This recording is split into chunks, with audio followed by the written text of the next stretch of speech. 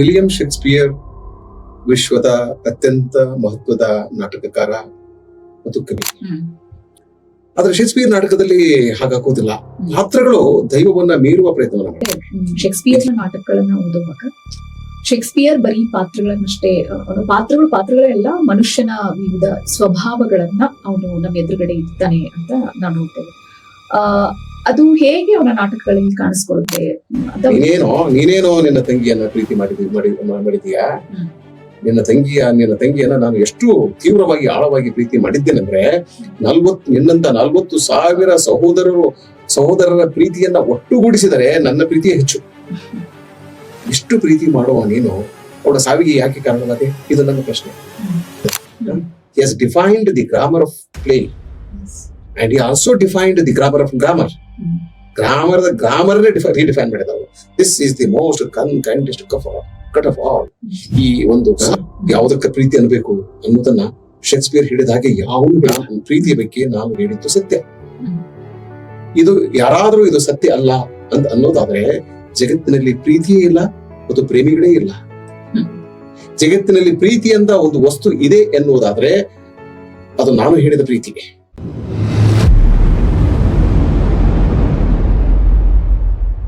ಧಾರವಾಡ ಕಟ್ಟೆಯ ಯೂಟ್ಯೂಬ್ ಚಾನೆಲ್ಗೆ ಎಲ್ಲರಿಗೂ ಕೂಡ ಆತ್ಮೀಯ ಸ್ವಾಗತವನ್ನ ಕೋರ್ತೇನೆ. ಇವತ್ತಿನ ವಿಶೇಷ ಕಾರ್ಯಕ್ರಮದಲ್ಲಿ ಈ ನಾಡು ಕಂಡ ಮಹತ್ವದ ಕತೆಗಾರರು, ಕಾದಂಬರಿಕಾರರು, ಕವಿಗಳು, ವಿಮರ್ಶಕರು, ಅಂಕಣ ಬರಹಗಾರರು ಆದಂತ ಬಸವರಾಜ್ ಟೋಣು ಸರ್ ಇದ್ದಾರೆ. ಅವರಿಗೆ ಧಾರವಾಡ ಕಟ್ಟೆಯ ಬಳಗದವರ ವತಿಯಿಂದ ಆತ್ಮೀಯ ಸ್ವಾಗತವನ್ನ ಕೋರುತ್ತೇನೆ. ಸರ್, ಆತ್ಮೀಯ ಸ್ವಾಗತ. ಹಾಗೆ ತಮಗೆ ಪ್ರೀತಿಯ ಸ್ವಾಗತವನ್ನ ಕೋರ್ತೇವೆ ಸರ್. ಇವತ್ತಿನ ವಿಶೇಷ ಕಾರ್ಯಕ್ರಮದಲ್ಲಿ ಸರ್ ಜೊತೆಗೆ ನಾನು ಶೇಕ್ಸ್ಪಿಯರ್ ಮತ್ತೆ ಅವನ ಸಾಹಿತ್ಯ ಸಾಧನೆಯ ಕುರಿತಾಗಿ ಕೆಲವು ಪ್ರಶ್ನೆಗಳನ್ನ ಕೇಳ್ತಾ ಹೋಗ್ತೇನೆ. ಅದಕ್ಕೆ ಶೇಕ್ಸ್ಪಿಯರ್ನ ಕಂಡ್ರೆ ಹಾಗೇನೆ ರಾಜ್ಕುಮಾರ್ ಅವ್ರನ್ನ ಕಂಡ್ರೆ ಬಹಳ ಪ್ರೀತಿಯಿಂದ ಮಾತನಾಡುವಂತಹ ಮತ್ತೆ ಅವರ ಕುರಿತಾಗಿ ಆಳವಾದಂತಹ ಅಧ್ಯಯನವನ್ನ ಮಾಡಿದಂತ ಸರ್ ಅದಕ್ಕೆ ಸಮರ್ಥರು ಅಂತ ನಾನು ಭಾವಿಸ್ತೇನೆ. ಶೇಕ್ಸ್ಪಿಯರ್ ಅಂತಂದ್ರೆ ಈ ನಾಡು ಕಂಡ ಮಹತ್ವದ ಹಾಗೆ ಈ ಜಗತ್ತಿನ ಮಹತ್ವದ ನಾಟಕಕಾರರು ಅಂತ ನಾವು ಒಪ್ಕೊಂಡಿದ್ದೇವೆ ಸರ್. ಅವನ ಸಾಹಿತ್ಯ ಸಾಧನೆಯ ಕುರಿತಾಗಿ ತಾವು ಮೊದಲಿಗೆ ಕೆಲವು ಮಾತುಗಳನ್ನ ಆಡ್ಬೇಕು ಅಂತ ಕೇಳ್ಕೊಳ್ತೇನೆ. ವಿಲಿಯಂ ಶೇಕ್ಸ್ಪಿಯರ್ ವಿಶ್ವದ ಅತ್ಯಂತ ಮಹತ್ವದ ನಾಟಕಕಾರ ಮತ್ತು ಕವಿ. ಇಡೀ ವಿಶ್ವದ ಮೇಲೆ ಕಳೆದ 400 ವರ್ಷಗಳಿಂದ ತನ್ನದೇ ಆದಂತ ವಿಶಿಷ್ಟವಾದ ಪ್ರಭಾವ ಮತ್ತು ಪರಿಣಾಮವನ್ನ ಬೀರಿದ ಅದ್ಭುತವಾದಂತ ಕವಿ ಮತ್ತು ನಾಟಕಕಾರ. ಶೇಕ್ಸ್ಪಿಯರ್ ಕೇವಲ ಇಂಗ್ಲೆಂಡಿನ ಲೇಖಕ, ಇಂಗ್ಲೆಂಡಿನ ನಾಟಕಕಾರ ಎಂದು ನಾವು ಪರಿಗಣಿಸುವುದಿಲ್ಲ. ಯಾಕೆಂದ್ರೆ ಇಂಗ್ಲಿಷ್ ಜಾಗತಿಕ ಭಾಷೆ ಆಗಿರುವುದರಿಂದ ಶೇಕ್ಸ್ಪಿಯರ್ ಜಾಗತಿಕ ಲೇಖಕ. He is part of world literature. ನಾವು ಶೇಕ್ಸ್ಪಿಯರ್ನನ್ನ ಕೇವಲ ಇಂಗ್ಲಿಷ್ ನಲ್ಲಿ ಮಾತ್ರ ಅಧ್ಯಯನ ಮಾಡೋದಿಲ್ಲ. ಹೆಚ್ಚು ಕಡಿಮೆ ಪ್ರಪಂಚದ ಪ್ರತಿಯೊಂದು ಭಾಷೆಯಲ್ಲೂ ನಾವು ಶೇಕ್ಸ್ಪಿಯರ್ನನ್ನ ಕುರಿತು ಅಧ್ಯಯನ ಮಾಡ್ತಾ ಇದ್ದೇವೆ. ಏಕೆಂದ್ರೆ ಅವನ ನಾಟಕಗಳು, ಅವನ ಸುನಿತಗಳು, ಅವನ ಕಾವ್ಯಗಳು ಪ್ರಪಂಚದ ಎಲ್ಲಾ ಭಾಷೆಗಳಲ್ಲೂ ಅನುವಾದಗೊಂಡಿವೆ. ಕೇವಲ 1 ಸಲ 2 ಸಲ ಅನುವಾದಗೊಂಡಿಲ್ಲ, ಆಗಾಗ ಅನುವಾದಗೊಳ್ಳುತ್ತಲೇ ಇವೆ. ಹೀಗಾಗಿ ನಾವು ಶೇಕ್ಸ್ಪಿಯರ್ನನ್ನ ಕಾಲಕಾಲಕ್ಕೆ ಮತ್ತೆ ಮತ್ತೆ ಅನುಸಂಧಾನ ಮಾಡಿಕೊಳ್ಳುವ ಅಗತ್ಯವಿದೆ. ಶೇಕ್ಸ್ಪಿಯರ್ 37 ನಾಟಕಗಳನ್ನು ಬರೆದಿದ್ದಾನೆ, 154 ಸುನಿತಗಳನ್ನು ಬರೆದಿದ್ದಾನೆ, 2 ದೀರ್ಘ ಕಾವ್ಯಗಳನ್ನ ಬರೆದಿದ್ದಾನೆ. ಶೇಕ್ಸ್ಪಿಯರ್ ಒಂದು ಅದ್ಭುತವಾದ ವಿಶ್ವವನ್ನ, ಜಗತ್ತನ್ನ ತನ್ನ ನಾಟಕಗಳಲ್ಲಿ ಸೃಷ್ಟಿ ಮಾಡಿದ್ದಾನೆ. ಅವನು ಕೇವಲ ಈ ಜಗತ್ತನ್ನ ನಕಲು ಮಾಡಿಲ್ಲ. ಯಾವುದನ್ನ ನಾವು ವಾಸ್ತವಿಕ ಜಗತ್ತು ಎಂದು ಕರೀತೀವೋ, ನಾವು ನೀವು ಬದುಕ್ತಕ್ಕಂತ ಜಗತ್ತನ್ನ ಅವನು ಕೇವಲ ನಕಲು ಮಾಡಿಲ್ಲ, ಅದನ್ನ ಅವನು ರೀಕ್ರಿಯೇಟ್ ಮಾಡಿದ್ದಾನೆ. ಅಂದ್ರೆ ಒಂದು ಹೊಸ ಅರ್ಥ ಪ್ರಪಂಚವನ್ನ, ಒಂದು ಹೊಸ ಭಾವ ಪ್ರಪಂಚವನ್ನ, ಒಂದು ಹೊಸ ಅನುಭವ ಪ್ರಪಂಚವನ್ನ ಶೇಕ್ಸ್ಪಿಯರ್ ಸೃಷ್ಟಿ ಮಾಡಿದ್ದಾನೆ. ಶೇಕ್ಸ್ಪಿಯರ್ ಅತ್ಯಂತ ಪ್ರತಿಭಾವಂತ ನಾಟಕಕಾರ, ಕವಿ ಎನ್ನುವುದರಲ್ಲಿ ಎರಡು ಮಾತಿಲ್ಲ. ಹೀಗಾಗಿ ಜಗತ್ತಿನಾದ್ಯಂತ ಪ್ರೇಕ್ಷಕರು, ಓದುಗರು, ರಂಗಕರ್ಮಿಗಳು ಶೇಕ್ಸ್ಪಿಯರ್ ನಾಟಕಗಳೊಂದಿಗೆ, ಶೇಕ್ಸ್ಪಿಯರ್ನ ಕಾವ್ಯದೊಂದಿಗೆ, ಶೇಕ್ಸ್ಪಿಯರ್ನ ಸುನಿತಗಳೊಂದಿಗೆ ಒಂದು ವೈಯಕ್ತಿಕವಾದಂತ, ಭಾವನಾತ್ಮಕವಾದಂತ, ಬೌದ್ಧಿಕವಾದಂತ, ಆಧ್ಯಾತ್ಮಿಕವಾದಂತ ಅನುಸಂಧಾನವನ್ನ ಮಾಡಿಕೊಂಡು ಬಂದಿದ್ದಾರೆ. ಸರ್, ಈಗ ನೀವ್ ಹೇಳ್ದಾಗೆ ಶೇಕ್ಸ್ಪಿಯರ್ 154 ಸುನೀತಗಳನ್ನ ಬರೀತಾರೆ. ಕವಿಯಾಗಿನೂ ಕೂಡ, ಯಾಕಂದ್ರೆ ಅವರ ಇಡೀ ನಾಟಕಗಳಲ್ಲಿ ನಾವು ನೋಡೋದಾದ್ರೆ ಅದೊಂದು ಕವಿತ್ವದ ಭಾಷೆ ಇದೆ. ಆ ಕುರಿತಾಗಿ ನಾನು ಮತ್ತೊಂದು ಸಂದರ್ಶನದಲ್ಲಿ ಬಹಳ ಆಳವಾಗಿ ತಮ್ಮ ಜೊತೆಗೆ ಮಾತನಾಡ್ತೇನೆ. ಈಗ ನಾಟಕಗಳು, ಶೇಕ್ಸ್ಪಿಯರ್ ಬರೆದಂತ ನಾಟಕಗಳನ್ನ ಹಲವಾರು ವಿಭಾಗಗಳಾಗಿ ವಿಂಗಡಿಸಿದ್ದನ್ನ ನಾವು ನೋಡ್ತೇವೆ. ಅದನ್ನ ಉದಾಹರಣೆ ಸಮೇತ ನಮ್ಮ ವೀಕ್ಷಕರಿಗೆ ತಿಳಿಸ್ಕೊಡ್ಬೇಕು ಅಂತ ನಾನು ಕೇಳ್ಕೊಳ್ತೇನೆ ಸರ್. ಶೇಕ್ಸ್ಪಿಯರ್ 36 ನಾಟಕಗಳನ್ನ ಬರೆದಿದ್ದಾನೆಯೋ, 37 ನಾಟಕಗಳನ್ನ ಬರೆದಿದ್ದಾನೆಯೋ ಎಂಬ ಸಂಗತಿಯ ಬಗ್ಗೆ ವಿಮರ್ಶಕರಲ್ಲಿ ಭಿನ್ನಾಭಿಪ್ರಾಯವಿದೆ. ಕೆಲವರು 35 ಅಂತಾರೆ, 36 ಅಂತಾರೆ, 37 ಅಂತಾರೆ. ನನ್ನ ದೃಷ್ಟಿಯಲ್ಲಿ ಅವನು 37 ನಾಟಕಗಳನ್ನ ಬರೆದಿದ್ದಾನೆ. ಅವನ ನಾಟಕಗಳನ್ನ ನಾವು ಒಂದು 3 ವಿಭಾಗಗಳಲ್ಲಿ ಅದನ್ನ ವಿಂಗಡಿಸಬಹುದು. 1 ದುರಂತ ನಾಟಕಗಳು, 2 ಹಾಸ್ಯ ನಾಟಕಗಳು, 3 ಬ್ರಿಟಿಷ್ ಐತಿಹಾಸಿಕ ನಾಟಕಗಳು ಮತ್ತು ರೋಮನ್ ಐತಿಹಾಸಿಕ ನಾಟಕಗಳು ಅಂತ ನಾವು ವಿಂಗಡಣೆ ಮಾಡಬಹುದು. ಅವನ ಎಲ್ಲಾ ನಾಟಕಗಳನ್ನ ಪ್ರಮುಖವಾಗಿ 4 ವರ್ಗಗಳಲ್ಲಿ ನಾವು ವಿಂಗಡಣೆ ಮಾಡ್ತೇವೆ. ಸುಮಾರು 10 ಬ್ರಿಟಿಷ್ ಐತಿಹಾಸಿಕ ನಾಟಕಗಳನ್ನ ಬರೆದಿದ್ದಾನೆ. ಪ್ರಾಯಶಃ ಪ್ರಪಂಚದಲ್ಲಿ ಯಾವುದೇ ಒಬ್ಬ ಲೇಖಕ ತನ್ನ ರಾಜರ ಬಗ್ಗೆ ಇಷ್ಟೊಂದು ದೊಡ್ಡ ಸಂಖ್ಯೆಯ ನಾಟಕಗಳನ್ನ ಬರೆದಿಲ್ಲ. ಭಾರತದಲ್ಲಿ ಯಾವ ನಾಟಕಕಾರನೂ ಕೂಡ ಆ ಪ್ರಯತ್ನವನ್ನ ಮಾಡಿಲ್ಲ. ಭಾರತೀಯ ನಾಟಕಕಾರರು ಭಾರತೀಯ ಅರಸುಮನೆತನದ ಬಗ್ಗೆ ದಿವ್ಯವಾದ ನಿರ್ಲಕ್ಷ್ಯನ ತೋರಿದ್ದಾರೆ. ಅವರಿಗೆ ಸ್ವಲ್ಪ ಮುಸ್ಲಿಂ ರಾಜರ ಬಗ್ಗೆ ಅವರಿಗೆ ಆಸಕ್ತಿ ಇದೆ, ನಾನು ಅದನ್ನ ಪ್ರಶ್ನಿಸುವುದಿಲ್ಲ. ಆದ್ರೆ ಇಡೀ ಜಗತ್ತನ್ನ ಆಳಿದ ರಾಜರು, ಮಹಾರಾಜರು ಈ ದೇಶದಲ್ಲಿ ಆಗಿ ಹೋಗಿದ್ದಾರೆ. ನೀವು ಕರ್ನಾಟಕದ ಇತಿಹಾಸವನ್ನು ಓದಿ, ಹಾಗೆ ನೋಡಿದ್ರೆ ನಾವು ಡಾಕ್ಟರ್ ರಾಜ್ಕುಮಾರ್ ಅವರಿಗೆ ಕೃತಜ್ಞತೆಯನ್ನ ಸಲ್ಲಿಸಬೇಕು. ಯಾಕಂದ್ರೆ ರಾಜ್ಕುಮಾರ್ ಅವ್ರ ಮೂಲಕ ನಾವು ಇತಿಹಾಸವನ್ನ ಕಲ್ತಿದ್ದೇವೆ. ಅದು ಮಯೂರ ಸಿನಿಮಾ ಆಗಿರ್ಬೋದು, ಕೃಷ್ಣ ದೇವರಾಯ ಆಗಿರ್ಬೋದು, ಇಮ್ಮಡಿ ಪುಲಿಕೇಶಿ ಆಗಿರ್ಬೋದು. He has taught us the history of Karnataka. Similarly Shakespeare ತನ್ನ ಕಾಲದ ಜನರಿಗೆ ತನ್ನ ನಾಡಿನ, ತನ್ನ ದೇಶದ ಇತಿಹಾಸವನ್ನ ಅವನು ತಿಳಿಸಿದ. ಇತಿಹಾಸವನ್ನ ವೈಭವೀಕರಿಸಲಿಲ್ಲ, ಐತಿಹಾಸಿಕ ಸಂಗತಿಗಳನ್ನ ಮರೆಮಾಚಲಿಲ್ಲ. ಆ ಮೂಲ ಸಾಮಗ್ರಿಯನ್ನ ಇಟ್ಟುಕೊಂಡೇ ಒಂದು ಅದ್ಭುತವಾದ ಹೊಸ ಪ್ರಪಂಚವನ್ನ ಸೃಷ್ಟಿ ಮಾಡಿದ. ಹೀಗಾಗಿ ಈ ದೃಷ್ಟಿಯಿಂದ ಅವನು ನಮಗೆ ಮಾದರಿಯಾಗಿದ್ದಾನೆ. ಇದು ಒಂದು ಪ್ರಕಾರ. ಎರಡನೆಯದು ಪ್ರಕಾರ ದುರಂತ ನಾಟಕಗಳು. ನಾವೆಲ್ಲ ಹೇಳ್ತೇವೆ ಕಿಂಗ್ ಲಿಯರ್, ಮೆಕ್ಬೆತ್, ಹ್ಯಾಮ್ಲೆಟ್, ಅಥೆಲೋ, ಇವು 4 ಅವನ ಅತ್ಯಂತ ಶ್ರೇಷ್ಠ ದುರಂತ ನಾಟಕಗಳು ಅಂತ. ಇದಕ್ಕೆ ಇನ್ನೂ ನಾವು 5-6 ನಾಟಕಗಳನ್ನ ಸೇರಿಸಬಹುದು. ನಾವು ಜೂಲಿಯಸ್ ಸೀಸರ್ ಸೇರಿಸಿಲ್ಲ, ಆಂಟನಿ ಅಂಡ್ ಕ್ಲಿಯೋಪಾಟ್ರಾ ಸೇರಿಸಿಲ್ಲ, ಆಮೇಲೆ ರಿಚರ್ಡ್ III ಸೇರಿಸಿಲ್ಲ, ರೋಮಿಯೋ ಅಂಡ್ ಜೂಲಿಯಟ್ ಸೇರಿಸಿಲ್ಲ. ಎರಡನೇದು ದುರಂತ ನಾಟಕಗಳು. ಆಮೇಲೆ ಅವನು ಅದ್ಭುತವಾದ ಹಾಸ್ಯ ನಾಟಕಗಳನ್ನು ಬರೆದಿದ್ದಾನೆ. ಮೇಜರ್ ಫಾರ್ ಮೇಜರ್, ಇಂಥವೆಲ್ಲ, Love's Labour's Lost, Old Wives' Tale, ಇಂಥವೆಲ್ಲ. ಆಮೇಲೆ ರೋಮನ್ ಐತಿಹಾಸಿಕ ನಾಟಕಗಳನ್ನ ಬರೆದಿದ್ದಾನೆ. ಅಲ್ಲಿ ಮತ್ತೆ ನಾವು Julius Caesar, Cymbeline, Antony Cleopatra ಇವೆಲ್ಲ ನಾಟಕಗಳನ್ನ ಸೇರಿಸಬಹುದು. ಸೊ ಹೀಗೆ ಅವನು ಮನುಷ್ಯ ಜೀವನವನ್ನ ಸಾಧ್ಯವಾದ ಮಟ್ಟಿಗೆ ಇಡಿಯಾಗಿ, ಸಂಪೂರ್ಣವಾಗಿ ರಂಗಭೂಮಿಯ ಮೇಲೆ ತರುವ ಪ್ರಯತ್ನವನ್ನ ಮಾಡಿದ್ದಾನೆ. ತನ್ನ ಪ್ರಯತ್ನದಲ್ಲಿ ಅವನು 100ಕ್ಕೆ 100ರಷ್ಟು ಯಶಸ್ವಿಯಾಗಿದ್ದಾನೆ. ಸರ್, ಈಗ ಶೇಕ್ಸ್ಪಿಯರ್ ಕಾಲಘಟ್ಟ 16ನೇ ಶತಮಾನ, ಈಗ 21ನೇ ಶತಮಾನದಲ್ಲಿ ನಾವಿದ್ದೇವೆ.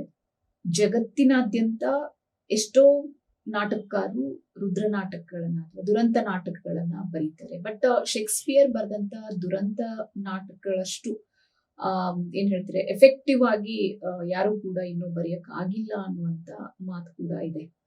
ಆ ಕಾರಣಕ್ಕಾಗಿನೇ ಅವನ ಎಲ್ಲ ನಾಟಕಗಳನ್ನ ವಿಶ್ವವಿದ್ಯಾಲಯದಾದ್ಯಂತ, ಜಗತ್ತಿನ ಆಲ್ಮೋಸ್ಟ್ ಎಲ್ಲ ವಿಶ್ವವಿದ್ಯಾಲಯಗಳಲ್ಲಿ ಅಧ್ಯಯನ ಮಾಡ್ತಾ ಇರ್ತಾರೆ. ಶೇಕ್ಸ್ಪಿಯರ್ ಬರೆದಂತ ದುರಂತ ನಾಟಕಗಳು ಯಾವ ಲಕ್ಷಣಗಳು ಅವನ ನಾಟಕಗಳನ್ನ ಅಷ್ಟು ಎತ್ತರಕ್ಕೆ ತಗೊಂಡು ಹೋಗ್ತವೆ, ಅದರ ಕುರಿತಾಗಿ ಯಾಕಂದ್ರೆ ಈ ಒಂದು ಯೂಟ್ಯೂಬ್ ಅನ್ನ ನಮ್ಮ ವಿದ್ಯಾರ್ಥಿಗಳು ಕೂಡ ನೋಡ್ತಾ ಇರೋದ್ರಿಂದ ಅವನ ಲಕ್ಷಣಗಳ ಕುರಿತಾಗಿ ತಾವು ಮಾತನಾಡಬೇಕು. ಶೇಕ್ಸ್ಪಿಯರ್ನ ದುರಂತ ನಾಟಕಗಳು ಪಾತ್ರಗಳು ಕೇಂದ್ರಿತ ದುರಂತ ನಾಟಕಗಳು. ಸಾಮಾನ್ಯವಾಗಿ ಎಲ್ಲಾ ದುರಂತ ನಾಟಕಗಳು ಕೂಡ ಪಾತ್ರ ಕೇಂದ್ರಿತ ದುರಂತ ನಾಟಕಗಳೇ ಆಗಿರ್ತವೆ. ಕ್ಯಾರೆಕ್ಟರ್ ಸೆಂಟ್ರಿಕ್ ಟ್ರೆಜಿಡೀಸ್ ಅಂತ ಕರೀಬಹುದು. ಶೇಕ್ಸ್ಪಿಯರ್ನಿಗೆ ಮನುಷ್ಯನ ಶಕ್ತಿ ಸಾಮರ್ಥ್ಯದಲ್ಲಿ ನಂಬಿಕೆ ಇತ್ತು. ಯಾಕಂದ್ರೆ ಶೇಕ್ಸ್ಪಿಯರ್ ಮೂಲಭೂತವಾಗಿ ಆ ಪುನರುಜ್ಜೀವನ ಕಾಲದ ಒಬ್ಬ ಲೇಖಕ, ರೆನಾಜಾ ಪೋಯಿಟ್ ಅಥವಾ ರೆನಾಜಾ ಪ್ಲೇ ರೈಟ್ ಅಂತೀವಲ್ಲ. ಸೊ ಅವನ ಪಾತ್ರಗಳಲ್ಲೂ ಕೂಡ ಆ ಒಂದು ಲಕ್ಷಣ ಇತ್ತು ಅಂತ. ಏನಂದ್ರೆ ನಮ್ಮ ಕ್ರಿಯೆಗಳಿಗೆ ನಾವು ಜವಾಬ್ದಾರಿಯನ್ನು ಹೊರಬೇಕು. I should take the responsibility of my action. Macbeth ಆಗಿರ್ಲಿ, ಕಿಂಗ್ ಲಿಯರ್ ಆಗಿರ್ಲಿ, ಯಾವುದೇ ಶೇಕ್ಸ್ಪಿಯರ್ನ ಹೆಚ್ಚು ಕಡಿಮೆ ಎಲ್ಲಾ ಪಾತ್ರ, ಮಹತ್ವದ ಪಾತ್ರ ಆ ಒಂದು ಜವಾಬ್ದಾರಿಯನ್ನು ಹೊರೋದಕ್ಕೆ ಹೊರತದೆ. ಅದು ಇದು ಒಂದು ವಿಶಿಷ್ಟವಾದಂತ ಲಕ್ಷಣ. ಆಮೇಲೆ ಶೇಕ್ಸ್ಪಿಯರ್ನ ದುರಂತ ನಾಟಕಗಳನ್ನ ನಾವು ಗ್ರೀಕ್ ರುದ್ರ ನಾಟಕಗಳೊಂದಿಗೆ ಹೋಲಿಕೆ ಮಾಡಿ ನೋಡ್ಬೇಕು. ಎರಡರಲ್ಲೂ ಕೂಡ ಈ ಫೇಟ್ ಯಾವುದು, ವಿಧಿ ಅಂತೀವಲ್ಲ, ವಿಧಿ, ಹಣೆ ಬರಹ, ವಿಧಿ ಶೇಕ್ಸ್ಪಿಯರ್ನಲ್ಲೂ ಇದೆ ಮತ್ತು ಗ್ರೀಕ್ ನಾಟಕಗಳಲ್ಲೂ ಇದೆ. ಗ್ರೀಕ್ ನಾಟಕಗಳಲ್ಲಿ ವಿಧಿ ಒಂದು ಪಾತ್ರವಾಗಿ ಕಾಣಿಸ್ಕೊಡುತ್ತದೆ. ಅನೇಕ ಪಾತ್ರಗಳ ಮೇಲೂ ಕೂಡ ವಿಧಿ ತನ್ನ ಪ್ರಭಾವವನ್ನ, ಪರಿಣಾಮವನ್ನ ಬೀರ್ತಾ ಇರ್ತದೆ. ಆ ನಾಟಕದ ಕೇಂದ್ರವನ್ನ, ಗ್ರೀಕ್ ನಾಟಕದ ಕೇಂದ್ರವೇ ವಿಧಿ. Fate is the centre of Greek tragedies. ಎಲ್ಲ ಪಾತ್ರಗಳ ಕ್ರಿಯೆಗಳನ್ನ ನಿಯಂತ್ರಣ ಮಾಡ್ತದೆ, ಅವರ ಹಾವಭಾವಗಳನ್ನ ನಿಯಂತ್ರಣ ಮಾಡ್ತದೆ, ಅವರ ಮನಸ್ಸನ್ನ ನಿಯಂತ್ರಣ ಮಾಡ್ತದೆ. ಆದ್ರೆ ಶೇಕ್ಸ್ಪಿಯರ್ ನಾಟಕದಲ್ಲಿ ಹಾಗಾಗೋದಿಲ್ಲ. ಪಾತ್ರಗಳು ದೈವವನ್ನ ಮೀರುವ ಪ್ರಯತ್ನವನ್ನ ಮಾಡ್ತವೆ, ವಿಧಿಯನ್ನ ಮೀರುವ ಪ್ರಯತ್ನ ಮಾಡ್ತವೆ. ಉದಾಹರಣೆಗೆ ಹ್ಯಾಮ್ಲೆಟ್ ನಾಟಕದಲ್ಲಿ ಒಂದು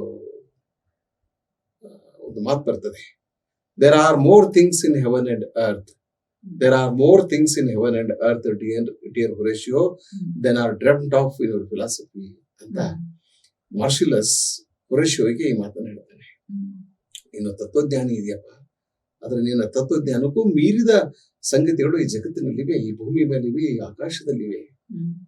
this is something which you can not dream of in your philosophy ಅಂತಕ್ಕಂಥ ಮಾತನ್ನ ಹೇಳ್ತಾನೆ.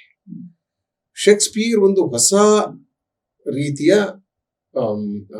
ಕಲ್ಪನೆಯನ್ನು ಕೊಟ್ಟ. He gave a differently new concept of tragedy.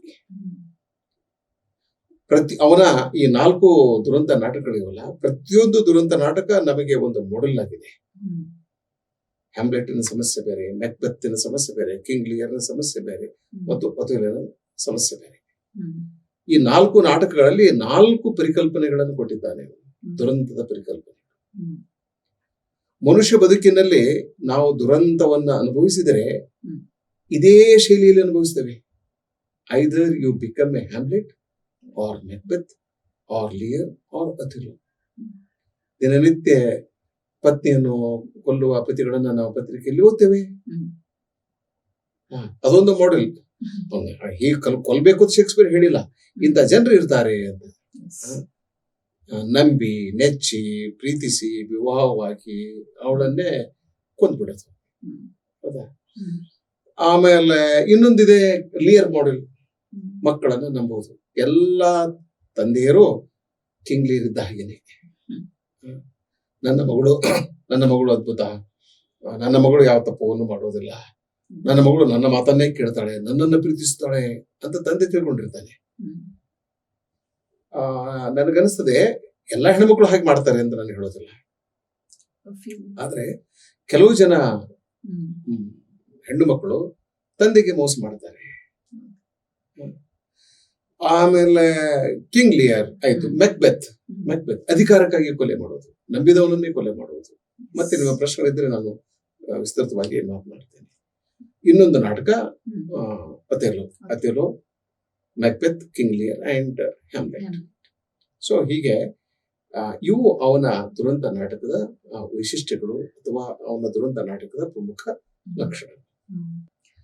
Sir, ಎರಡು ಅಂದ್ರೆ ಶೇಕ್ಸ್ಪಿಯರ್ನ ನಾಟಕಗಳನ್ನ ಓದುವಾಗ ಶೇಕ್ಸ್ಪಿಯರ್ ಬರೀ ಪಾತ್ರಗಳನ್ನಷ್ಟೇ ಅವನು ಪಾತ್ರಗಳೇ ಎಲ್ಲ ಮನುಷ್ಯನ ವಿವಿಧ ಸ್ವಭಾವಗಳನ್ನ ಅವನು ನಮ್ಮ ಎದುರುಗಡೆ ಇರ್ತಾನೆ ಅಂತ ನಾವು ನೋಡ್ತೇವೆ. ಆ ಅದು ಹೇಗೆ ಅವನ ನಾಟಕಗಳಲ್ಲಿ ಕಾಣಿಸ್ಕೊಳ್ಳುತ್ತೆ ಅಂತ ಒಂದಿಷ್ಟು ಉದಾಹರಣೆ ಮೂಲಕ ನಮ್ಮ ವೀಕ್ಷಕರಿಗೆ ತಾವು ತಿಳಿಸ್ಕೊಡ್ಬೇಕು ಸರ್. ಶೇಕ್ಸ್ಪಿಯರ್ ಮನುಷ್ಯನ ಸ್ವಭಾವವನ್ನ ಬಹಳ ಚೆನ್ನಾಗಿ ತಿಳಿದುಕೊಂಡಿದ್ದ ಒಬ್ಬ ದೊಡ್ಡ ಲೇಖಕ. ಒಬ್ಬ ದೊಡ್ಡ ಲೇಖಕನಲ್ಲಿ ಒಂದು ಅದ್ಭುತವಾದ ಪ್ರತಿಭೆ ಇರ್ತದೆ. ಮನುಷ್ಯರನ್ನ ಅರ್ಥ ಮಾಡಿಕೊಳ್ಳುವ, ಮನುಷ್ಯ ಸ್ವಭಾವವನ್ನು ಅರ್ಥ ಮಾಡಿಕೊಳ್ಳುವ, ಮನುಷ್ಯರ ವರ್ತನೆಗಳನ್ನ ಮಾಡಿಕೊಳ್ಳುವ, ಯಾವ್ಯಾವ ಸಂದರ್ಭದಲ್ಲಿ ಯಾವ್ಯಾವ ಸನ್ನಿವೇಶದಲ್ಲಿ ಮನುಷ್ಯ ಹೇಗೆ ಪ್ರತಿಕ್ರಿಯೆ ನೀಡಬಲ್ಲ, ಹೇಗೆ ಸ್ಪಂದಿಸಬಲ್ಲ, ಯಾವ ರೀತಿಯ ಪಾಪವನ್ನ ಮಾಡಬಲ್ಲ, ಯಾವ ರೀತಿಯ ವಂಚನೆ ಮೋಸ ಮಾಡಬಲ್ಲ ಅಂತಕ್ಕಂಥ ಒಂದು ಪರಿಜ್ಞಾನ, ಒಂದು ಅರಿವು, ಒಂದು ತಿಳುವಳಿಕೆ ದೊಡ್ಡ ಲೇಖಕನಲ್ಲಿ ಇರ್ತದೆ. ಶೇಕ್ಸ್ಪಿಯರ್ ಬಹಳ ದೊಡ್ಡ ಲೇಖಕ. ನಮ್ಮ ವೇದವ್ಯಾಸರು, ನಮ್ಮ ವಾಲ್ಮೀಕಿ, ಕಾಳಿದಾಸ ಅವರು ಕೂಡ ಅತ್ಯಂತ ಪ್ರತಿಭಾವಂತ ಲೇಖಕರು. ನೀವು ಮಹಾಭಾರತವನ್ನು ಓದಿದ್ರೆ ನಮಗೆ ಶೇಕ್ಸ್ಪಿಯರ್ ಚೆನ್ನಾಗಿ ಅರ್ಥ ಆಗ್ತದೆ. ಮಹಾಭಾರತ ಅರ್ಥ ಮಾಡ್ಕೊಳ್ತಿದ್ರೆ ಶೇಕ್ಸ್ಪಿಯರ್ನನ್ನು ಅರ್ಥ ಮಾಡ್ಕೊಳ್ಳಿಕ್ಕೆ ಆಗುದಿಲ್ಲ. ಸೊ ಹೀಗಾಗಿ ಮೂಲಭೂತವಾಗಿ ಶೇಕ್ಸ್ಪಿಯರ್ ಮನುಷ್ಯ ಸ್ವಭಾವದಲ್ಲಿ ಅವನಿಗೆ ಬಹಳ ಆಸಕ್ತಿ ಇರ್ತದೆ. ಒಂದೆರಡು ಸಣ್ಣ ಉದಾಹರಣೆಗಳನ್ನು ಕೊಡ್ತೇನೆ. ಉದಾಹರಣೆಗೆ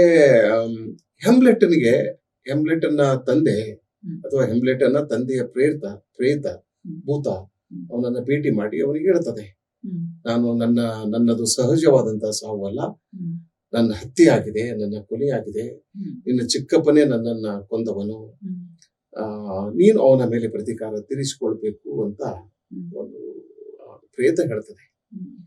ಆದ್ರೆ ಹೆಮ್ಲೆಟ್ ಆ ಪ್ರೇತದ ಮಾತನ್ನ ಸಂಪೂರ್ಣವಾಗಿ ನಂಬುವುದಿಲ್ಲ. ಆದ್ರೆ ತನ್ನ ತಂದೆ ಇತ್ತೀಚೆಗೆ ತೀರಿ ಹೋದ ತನ್ನ ತಂದೆ ಒಂದು ಪ್ರೇತದ ರೂಪದಲ್ಲಿ ಕಾಣಿಸಿಕೊಂಡಿದ್ದರಿಂದ ಅವನು ತೀವ್ರವಾದ ಮಾನಸಿಕ ಕ್ಷೋಭೆಗೆ ಒಳಗಾಗ್ತಾನೆ, ಗೊಂದಲದಲ್ಲಿ ಸಿಲುಕಿ ಕೊಡುತ್ತಾನೆ. ಅನೇಕ ಪ್ರಶ್ನೆಗಳು ಅವನನ್ನು ಕಾಡ್ಲಿಕ್ಕೆ ಶುರು ಮಾಡ್ತವೆ. ಹೀಗಾಗಿ ಅವನು ಈ ಪ್ರೇತದ ಮಾತನ್ನ ಪರೀಕ್ಷೆ ಮಾಡಲಿಕ್ಕೆ ಅವನು ಮುಂದಾಗ್ತಾನೆ. ಶೇಕ್ಸ್ಪಿಯರ್ ಈ ಪರೀಕ್ಷೆ ಬಗ್ಗೆ ಬಹಳ ಸಂಗತಿಗಳನ್ನ ಬಹಳ ಸೂಕ್ಷ್ಮವಾಗಿ ಹೇಳಿದ್ದಾನೆ. When you examine somebody, whether you pass him or fail him, you yourself fail. ಹೀಗಾಗಿ ಪರೀಕ್ಷೆ ಮಾಡಬಾರ್ದು. ಕೆಲವು ಸಂಗತಿಗಳನ್ನ, ಕೆಲವು ವ್ಯಕ್ತಿಗಳನ್ನ, ಕೆಲವು ವಸ್ತುಗಳನ್ನ ಪರೀಕ್ಷೆ ಮಾಡಬಾರ್ದು. ಆದ್ರೆ ನಮ್ಮ ಸೈನ್ಸ್ ಏನ್ ಹೇಳ್ತದೆ, ನಮಗೆ ನಮ್ಮ ರ್ಯಾಷನಾಲಿಟಿ ಏನ್ ಹೇಳ್ತದೆ, ನಮ್ಮ ಬೌದ್ಧಿಕತೆ ಏನ್ ಹೇಳ್ತದೆ ಅಂತಂದ್ರೆ, ನೀನು ಪರೀಕ್ಷೆ ಮಾಡದೆ ಯಾವುದನ್ನು ಒಪ್ಪಿಕೊಳ್ಬೇಡ ಅಂತ ಹೇಳ್ತದೆ. ಆದ್ರೆ ಪರೀಕ್ಷೆ ಮಾಡ್ಲಿಕ್ಕೆ ಹೋದಾಗ ನಾನೇ ಸತ್ತು ಹೋಗುವ ಸಂದರ್ಭ ಇರ್ತದೆ. ಸೊ ಹ್ಯಾಮ್ಲೆಟ್ ಯಾಕೆ ಸಾಯ್ತಾನೆ ಈ ನಾಟಕದಲ್ಲಿ ಅಂತಂದ್ರೆ, ಅವನು ತನ್ನ ತಂದೆಯ ಪ್ರೇತದ ಮಾತುಗಳನ್ನ ಪರೀಕ್ಷೆ ಮಾಡ್ಲಿಕ್ಕೆ ಹೋಗ್ತಾನೆ, ತನ್ನ ತಾಯಿಯನ್ನ ಪರೀಕ್ಷೆ ಮಾಡ್ತಾನೆ, ತನ್ನ ಪ್ರೇಯಸಿಯನ್ನ ಪರೀಕ್ಷೆ ಮಾಡ್ತಾನೆ. ಅವನು ಯಾರ್ಯಾರನ್ನ ಪರೀಕ್ಷೆ ಮಾಡ್ತಾನೆ ಅವರೆಲ್ಲರೂ ಸತ್ತು ಹೋಗ್ತಾರೆ. ಒಪಿಲಿಯ ಸತ್ತು ಹೋಗ್ತಾಳೆ. ಯಾಕೆಂದ್ರೆ ಅವನ ಪರೀಕ್ಷೆಯನ್ನ ಆಕೆಗೆ ಒಪ್ಕೊಳ್ಳಿಕ್ಕೆ ಆಗೋದಿಲ್ಲ. ಸತ್ ಮೇಲೆ ಅವಳ ಅಣ್ಣ ಅವನಿಗೆ ಹೇಳ್ತಾನೆ, ನನ್ನ ಸಹೋದರಿಯ ಸಾವಿಗೆ ನೀನೇ ಕಾರಣ, ನಾನು ನಿನ್ನನ್ನು ಕೊಂದು ಹಾಕ್ತೇನೆ ಅಂದಾಗ ಅವನು ಬಹಳ ಅದ್ಭುತವಾಗಿ ಹೇಳ್ತಾನೆ, Hamlet, I loved Ophelia. 40,000 brothers with all their quantity of love cannot make up the sum. ನೀನೇನೋ ನಿನ್ನ ತಂಗಿಯನ್ನ ಪ್ರೀತಿ ಮಾಡಿದೀಯಾ? ನಿನ್ನ ತಂಗಿಯನ್ನ ನಾನು ಎಷ್ಟು ತೀವ್ರವಾಗಿ ಆಳವಾಗಿ ಪ್ರೀತಿ ಮಾಡಿದ್ದೇನೆಂದ್ರೆ, ನಿನ್ನಂತ 40,000 ಸಹೋದರರ ಪ್ರೀತಿಯನ್ನ ಒಟ್ಟುಗೂಡಿಸಿದರೆ ನನ್ನ ಪ್ರೀತಿಯೇ ಹೆಚ್ಚು.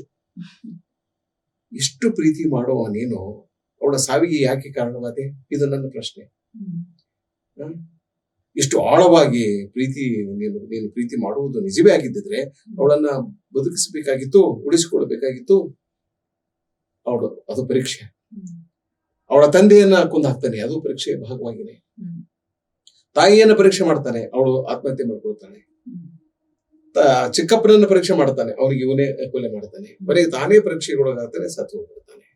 So to be or not to be, that is the question ಅನ್ನೋದಿದೆಯಲ್ಲ, ಇದು ನಮ್ಮೆಲ್ಲರ ಸಮಸ್ಯೆ. ನಾವೆಲ್ಲರೂ ಹ್ಯಾಮ್ಲೆಟ್ ಅಂದ್ರೆ ಇದೊಂದು ಮನುಷ್ಯನ ಸ್ವಭಾವ. ಇವತ್ತೆಲ್ಲ ನಾಡ್ ಮಾಡ್ಬೇಕು ಅಂತ ಮ್ಯಾಕ್ಬೆತ್ ನಲ್ಲಿ ಇನ್ನೊಂದು ಉದಾಹರಣೆ ಕೊಟ್ಟು ಮತ್ತೆ ನಾವು ಚರ್ಚೆಯನ್ನು ಮುಂದುವರಿಸೋಣ. ಮ್ಯಾಕ್ಬೆತ್ ನಲ್ಲಿ ಏನಾಗ್ತದೆ ಅಂತಂದ್ರೆ ಅಲ್ಲೂ ಕೂಡ ಒಂದು ಪರೀಕ್ಷೆ ಇದೆ. ಆ ಮಾಟಗಾರ್ತಿಯರು ಮ್ಯಾಕ್ಬೆತ್ ಅನ್ನ ಪರೀಕ್ಷೆಯನ್ನು ಮಾಡ್ತಾರೆ, ಭವಿಷ್ಯವನ್ನ ಹೇಳ್ತಾರೆ. ನೀನು ಅದು ಆಗ್ತೀಯಾ, ಇದು ಆಗ್ತೀಯಾ, ಕೊನೆಗೆ ನೀನು ಸ್ಕಾಟ್ಲೆಂಡ್ ರಾಜನಾಗ್ತೀಯಾ ಅಂದಾಗ ಅವನಲ್ಲಿ ಆ ರಾಜಕೀಯ ಮಹತ್ವಾಕಾಂಕ್ಷೆ ಬೆಳೀತದೆ. ಸ್ಕಾಟ್ಲೆಂಡ್ ರಾಜನಾಗುವುದು ಅಸಂಭವ, ಯಾಕಂದ್ರೆ ರಾಜನ ಮಗನೇ ರಾಜನಾಗ್ಬೇಕು, ಹೌದಲ್ವ? ಸೊ ನಾನು ರಾಜನಾಗ್ಬೇಕು ಅಂತಂದ್ರೆ ನನ್ನ ದೊರೆ ಅರಸ ಡಂಕನ್ ಅನ್ನು ಕೊಲ್ಬೇಕು. ಸೊ ತನ್ನ ಮನೆಗೆ ಬಂದ, ತನ್ನ ಅತಿಥಿಯಾಗಿ ಬಂದ ತನ್ನ ರಾಜನನ್ನು ತನ್ನ ಮಡದಿಯ ಸಹಾಯದಿಂದ, ಪತ್ನಿಯ ಸಹಾಯದಿಂದ ಅವನು ಕೊಲ್ತಾನೆ. ಅವನು ಅಟ್ಟದ ಮೇಲೆ ಅವನ ಕೊಂದು ಕೆಳಗೆ ಬರ್ತಿರ್ಬೇಕಾದ್ರೆ ವಿಚಿತ್ರವಾದ ಧ್ವನಿ ಅವನಿಗೆ ಕೇಳಲಿಕ್ಕೆ ಶುರು ಆಗ್ತದೆ, ಚೀರಾಟ, ಕೂಗಾಟ. ಅವಾಗ ಅವನಿಗೆ ಅನಿಸ್ತದೆ, ನನಗೇನೋ ಘಾತ ಮಾಡಿದೆ, ದೊಡ್ಡ ಪಾಪ ಮಾಡಿದೆ. ಅವಾಗ ಹೇಳ್ತಾನ, Macbeth has not killed Duncan alone. He has killed his wife too, life too, sleep too. ಒಂದು ಕೊಲೆ ಮಾಡಿದರೆ ಒಂದು ಸಮಸ್ಯೆಗೆ ಪರಿಹಾರ ಅಲ್ಲದು. ಒಂದು ಕೊಲೆ 1000 ಸಮಸ್ಯೆಗಳಿಗೆ ದಾರಿ ಮಾಡಿಕೊಡ್ತದೆ. ಸತ್ತವನು ಸತ್ತು ಹೋದ, ಇದ್ದವನು ಸರ್ವನಾಶವಾಗಿ ಹೋದ. So murder is not an answer. ಹೀಗಾಗಿ ಎಲ್ಲಾ ಮರ್ಡರ್ ಯಾರು ಮಾಡಿರ್ತಾರಲ್ಲ ಅವರ ಅಂತ್ಯ ದಾರುಣವಾಗಿ ಅವ್ರು ಸಾಯ್ತಾರೆ. ಅದನ್ನೇ ಬಸವಣ್ಣ ಹೇಳಿದ, ಹರಕೆಯ ಕುರಿ ಕೊಂದವರು ಉಳಿದರೆ ಕೂಡಲ ಸಂಗಮ ದೇವ, ಕೊಂದವರು ಉಳಿದರೆ Kudala Sangama Deva. No killer can be alive. So lady Macbeth ಸತ್ತು ಹೋಗ್ತಾಳೆ, ಮ್ಯಾಕ್ಬೆತ್ ಸತ್ತು ಹೋಗ್ತಾರೆ, ಎಲ್ಲರೂ ಸರ್ವನಾಶ ಆಯ್ತಾರೆ. ಶೇಕ್ಸ್ಪಿಯರ್ನಿಗೆ ಕತೆ ಹೇಳುವುದರಲ್ಲಿ ಆಸಕ್ತಿ ಇದೆ, ಜೊತೆಗೆ ಈ ಇಂಥ ತಾತ್ವಿಕ ಪ್ರಶ್ನೆಗಳನ್ನ ಎತ್ಕೊಡ್ತಾನೆ ಅವನು. ಅಧಿಕಾರ ಅನ್ನೋದಿದೆಯಲ್ಲ, ಅಧಿಕಾರದಂತ ಒಂದು ದೊಡ್ಡ ಆಕರ್ಷಣೆ ಯಾವುದೂ ಇಲ್ಲ. The most attractive thing in human life is power. Once you get attracted to power, you are finished. ಅಧಿಕಾರದ ಆಸೆ ಇರಬೇಕು, ಅಧಿಕಾರದ ದುರಾಸೆ ಇರಬಾರದು. ನೀನು ಅಧಿಕಾರದ ದೊಡ್ಡ ಮಹತ್ವಾಕಾಂಕ್ಷೆ ಇರಬಾರದು. ಮ್ಯಾಕ್ಬೆತ್ನಲ್ಲಿ ಅಂತ ಒಂದು ಮಹತ್ವಾಕಾಂಕ್ಷೆ ಬಂದ್ಬಿಡ್ತದೆ. ಇದು ನಮ್ಮಲ್ಲಿದೆ, ನಿನ್ನಲ್ಲೂ ಇದೆ, ನಿಮ್ಮಲ್ಲೂ ಇದೆ, ಪ್ರತಿಯೊಬ್ಬರಲ್ಲೂ ಈ ಒಂದು ಮನುಷ್ಯ ಸ್ವಭಾವ ಇದು. ಅಧಿಕಾರ ಪಡಿಬೇಕು, ಆಮೇಲೆ ಆ ಅಧಿಕಾರವನ್ನ ನಾನು ನನ್ನ ಹತ್ರನೇ ಇಟ್ಕೊಳ್ಬೇಕು. I should get power and I should retain power as long as I leave. ನಾನು ಇರುವವರೆಗೂ ನಾನು ಸಿಂಹಾಸನದ ಮೇಲೆ ಕುಳಿತೇ ಸಾಯ್ಬೇಕು ಅಂತಕ್ಕಂಥ ಒಂದು ನಿರ್ಧಾರಕ್ಕೆ ಬರ್ತಾರೆ. ಇಂಥ ಅನೇಕ ರೀತಿಯ ಮನುಷ್ಯ ಸ್ವಭಾವಗಳನ್ನ ನಾವು ಶೇಕ್ಸ್ಪಿಯರ್ನ ಪಾತ್ರಗಳಲ್ಲಿ ಕಾಣಬಹುದು, ನೋಡಬಹುದು. ಸರ್, ಈಗ ಶೇಕ್ಸ್ಪಿಯರ್ ನಾಟಕಗಳು ಅಂತ ಬಂದಾಗ ನಾನು ಮೊದಲೇ ಹೇಳಿದಾಗ ಈ ಕಾಲಾತೀತದಿಂದಲೂ ಕೂಡ ಶೇಕ್ಸ್ಪಿಯರ್ ನಾಟಕಗಳ ಮೇಲೆ ಹಲವಾರು ಸಂಶೋಧನೆಗಳು ನಡೆದ್ರೂ ಕೂಡ ಇವತ್ತಿಗೂ ಅವನ ನಾಟಕಗಳ ಕುರಿತಾದಂತಹ ಸಂಶೋಧನೆಗೆ ಇನ್ನೂ ಜಾಗ ಇದೆ, ಇನ್ನೂ ಮಾಡೋದು ಸಾಕಷ್ಟಿದೆ ಸಂಶೋಧನೆ ಅಂತ ಅನ್ನಿಸ್ತಾ ಇರುತ್ತೆ. ಮನೋವಿಜ್ಞಾನದ ಹಿನ್ನೆಲೆಯನ್ನು ಕೂಡ ಸಾಕಷ್ಟು ಸಂಶೋಧನೆಗಳು ನಡೆದ್ವು. ಅದರ ಚಿತ್ರಣ ಹೇಗೆ ಶೇಕ್ಸ್ಪಿಯರ್ ನಾಟಕಗಳಲ್ಲಿ ಬರುತ್ತೆ, ಅದ್ರ ಕುರಿತಾಗಿ ಶೇಕ್ಸ್ಪಿಯರ್ನಿಗೆ ಮನುಷ್ಯನ ಮನಸ್ಸಿನ ಎಲ್ಲಾ ಸೂಕ್ಷ್ಮ ನೆಲೆಗಳ ಬಗ್ಗೆ, ಸ್ಥಿತಿಗಳ ಬಗ್ಗೆ, ಸ್ಥಿತ್ಯಂತರಗಳ ಬಗ್ಗೆ ಸ್ಪಷ್ಟವಾದ ತಿಳುವಳಿಕೆ ಇತ್ತು ಮತ್ತು ಅರಿವು ಇತ್ತು. ಈ ಕಾರಣಕ್ಕಾಗಿ ಅವನು ವಿಶ್ವದ ಸರ್ವಶ್ರೇಷ್ಠ ನಾಟಕರನ್ನಾಗಿ ನಮ್ಮ ಮುಂದೆ ನಿಂತಿದ್ದಾನೆ. ಅವನ ಕೆಲವು ನಾಟಕಗಳಲ್ಲಿ ಮನುಷ್ಯನ ಮನಸ್ಥಿತಿಯ ಬಗ್ಗೆ, ಮನುಷ್ಯನ ಮನಸ್ಸಿನ ಚಹರೆಯ ಬಗ್ಗೆ, ಮನುಷ್ಯನ ಮನಸ್ಸಿನ ಅನೇಕ ಅವಸ್ಥೆಗಳ ಬಗ್ಗೆ ಬಹಳ ಸ್ಪಷ್ಟವಾದ ಮಾಹಿತಿಯನ್ನ ಅವನು ಶೇಕ್ಸ್ಪಿಯರ್ ನಮಗೆ ಕೊಟ್ಟಿದ್ದಾನೆ. ನಮ್ಮೆಲ್ಲರ ಸಮಸ್ಯೆ ಅಥವಾ ಬಹುತೇಕ ಜನರ ಸಮಸ್ಯೆ ಅದು ಮಾನಸಿಕವಾಗಿರ್ತದೆ. ಇತ್ತೀಚೆಗೆ ಮಾನಸಿಕ ಕಾಯಿಲೆ ಹೆಚ್ಚಾಗಿದೆ. ಎಲ್ಲಾ ದೇಶಗಳಲ್ಲಿ ಮಾನಸಿಕ ಕಾಯಿಲೆಯಿಂದ ಬಳಲುವ ಜನರ ಸಂಖ್ಯೆ ಹೆಚ್ಚಾಗಿದೆ. ಹಾಗೆ ಮಾನಸಿಕ ಆಸ್ಪತ್ರೆಗಳು ಕೂಡ ಹೆಚ್ಚಾಗಿವೆ. ಅದೆಲ್ಲ ನಮ್ಗೆಲ್ಲ ಗೊತ್ತಿರುವ ಸಂಗತಿ. ಯಾಕೆ ಮನುಷ್ಯ ಮಾನಸಿಕ ಕಾಯಿಲೆಯಿಂದ ಬಳಲ್ತಾನೆ? ನನಗನ್ಸಿದ ಮಟ್ಟಿಗೆ ಬೇರೆ ಯಾವ ಪ್ರಾಣಿ ಪಕ್ಷಿಯೂ ಮಾನಸಿಕ ಯಾತನೆಯನ್ನು ಅನುಭವಿಸುವುದಿಲ್ಲ. ಮಾನಸಿಕ ಒತ್ತಡವನ್ನು ಅನುಭವಿಸುವುದಿಲ್ಲ, ಮಾನಸಿಕವಾಗಿ ಹಿಂಸೆಯನ್ನ ಕ್ರೌರ್ಯವನ್ನು ಅನುಭವಿಸುವುದಿಲ್ಲ. ಅಷ್ಟರ ಮಟ್ಟಿಗೆ ಅವು ನೈತಿಕವಾಗಿವೆ, ಅಥವಾ ಅಷ್ಟರ ಮಟ್ಟಿಗೆ ಅವು ಒಂದು ಸ್ಪಷ್ಟತೆಯನ್ನು ಹೊಂದಿವೆ. ಮನುಷ್ಯ ಹಾಗಲ್ಲ. ಮನುಷ್ಯ ವಿಚಾರ ಮಾಡ್ತಾನೆ, ಚಿಂತನೆ ಮಾಡ್ತಾನೆ, ಧ್ಯಾನ ಮಾಡ್ತಾನೆ. ಕೆಟ್ಟ ಕೆಲಸ ಮಾಡಿದಾಗ ಅವನು ಮಾನಸಿಕ ಕಾಯಿಲೆಯನ್ನು ಅನುಭವಿಸ್ತಾನೆ. ಅವನು ಬಹಳ ಕ್ರೂರಿ, ಅವನಿಗೆ ಈಸ್ ಹಾರ್ಟ್ಲೆಸ್, ಅವನಿಗೆ ಹೃದಯ ಇಲ್ಲ ಅಂತ ನಾವು ಅಂದ್ರೂ ಕೂಡ ಅವನಲ್ಲೂ ಕೂಡ ಒಂದು ರೀತಿಯ ಮಾನಸಿಕ ಕಾಯಿಲೆ ಇರ್ತದೆ. ಕೊಲೆಗಾರರು ಒಂದು ಆರೋಗ್ಯವಾದ ಮನಸ್ಸನ್ನು ಹೊಂದಿದವನು ಕೊಲೆ ಮಾಡೋದಿಲ್ಲ, ಹತ್ಯೆ ಮಾಡೋದಿಲ್ಲ, ಅತ್ಯಾಚಾರ ಮಾಡೋದಿಲ್ಲ. ಅತ್ಯಾಚಾರಿಗಳು ಮಾನಸಿಕ ಕಾಯಿಲೆಯಿಂದ ಬಳಲುತ್ತಿರುವವರು, ಹಾಗೆ ಕೊಲೆಗಡಕರು, ಹಾಗೆ ಮೋಸ ಮಾಡುವವರು, ವಂಚನೆ ಮಾಡುವವರು ಮತ್ತು ದ್ರೋಹ ಮಾಡುವರು. ಆರೋಗ್ಯವಾದ ಮನಸ್ಸಲ್ಲ, ಅದು ಅನಾರೋಗ್ಯದ ಮನಸ್ಸು. ಒಂದು ಉದಾಹರಣೆನ ಕೊಡ್ತೇನೆ ನಾನು. ಲೇಡಿ ಮ್ಯಾಕ್ಬೆತ್, ಮ್ಯಾಕ್ಬೆತ್ ನಾಟಕದಲ್ಲಿ ಅವಳು she is more ambitious than Macbeth. ಈ ಮಾತನ್ನು ನಾವೆಲ್ಲ ಒಪ್ಕೊಂಡಿದ್ದೇವೆ. ತನ್ನ ಪತಿ ರಾಜನಾಗ್ಬೇಕು, ತಾನು ಪಟ್ಟಧರಿಸಿ ಆಗ್ಬೇಕು ಅಂತಕ್ಕಂಥ ಒಂದು ಮಹತ್ವಾಕಾಂಕ್ಷೆ ಅವಳಲ್ಲಿ ಇರ್ತದೆ. ಹೀಗಾಗಿ ಗಂಡನನ್ನ ಆಕೆ ಪ್ರೇರೇಪಿಸ್ತಾಳೆ. ಅವಳು ಗಂಡನನ್ನ ಪ್ರೇರೇಪಿಸುವ ರೀತಿ ಬಹಳ ಅದ್ಭುತವಾದದ್ದು. ಅವಳಿಗೆ ಅವನ ಮನಸ್ಸು ಗೊತ್ತು.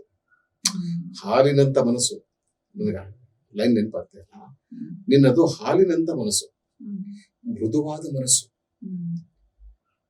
ನಿನ್ನ ಹಾಲಿನಂತ ಮನಸ್ಸು ನನಗೆ ಬೇಕಾಗಿಲ್ಲ, ನಿನ್ನ ಮೃದುವಾದ ಮನಸ್ಸು ನನಗೆ ಬೇಕಾಗಿಲ್ಲ. ನೀನು ಕ್ರೂರಿಯಾಗಬೇಕು. ಅಪಾದ ಮಸ್ತಕದಿಂದ ಅಂದ್ರೆ ಪಾದದಿಂದ ತಲೆಯವರೆಗೂ ನೀನು ಕ್ರೂರಿಯಾಗಿರ್ಬೇಕು. ನಿನ್ನ ಮನಸ್ಸಿನಲ್ಲಿ, ನಿನ್ನ ಹೃದಯದಲ್ಲಿ ಎಲ್ಲಾ ಕಡೆಗೆ ಕ್ರೂರವಾದ ವಿಚಾರಗಳು, ಹಿಂಸೆ ತುಂಬಿರಬೇಕು. ನೀನು ಮೃದು ಆಗ್ಬಾರ್ದು, ಕಠಿಣ ಆಗ್ಬೇಕು, ಕಠೋರ ಆಗ್ಬೇಕು. ಯಾಕೆಂದ್ರೆ ನೀನು ಒಂದು ಹತ್ಯೆಯನ್ನು ಮಾಡಬೇಕು. ಯಾರ ಹತ್ಯೆ? ನಿನ್ನ ರಾಜನ ಹತ್ಯೆ. ನಿನ್ನನ್ನ ಮಗನಂತೆ ಪ್ರೀತಿಸುವ ದೊರೆಯ ಹತ್ಯೆಯನ್ನು ನೀನು ಮಾಡಬೇಕು. ಹತ್ಯೆ ಆದ್ಮೇಲೆ ಅವಳು ಮಾನಸಿಕ ಕಾಯಿಲೆಗೆ ಬೀಳ್ತಾಳೆ. ಅವಳ ಮಾನಸಿಕ ಕಾಯಿಲೆಯನ್ನ ಶೇಕ್ಸ್ಪಿಯರ್ ಪ್ರೆಸೆಂಟ್ ಮಾಡಿದ ರೀತಿ ಬಹಳ ಅದ್ಭುತವಾದದ್ದು. I think he is the first and the best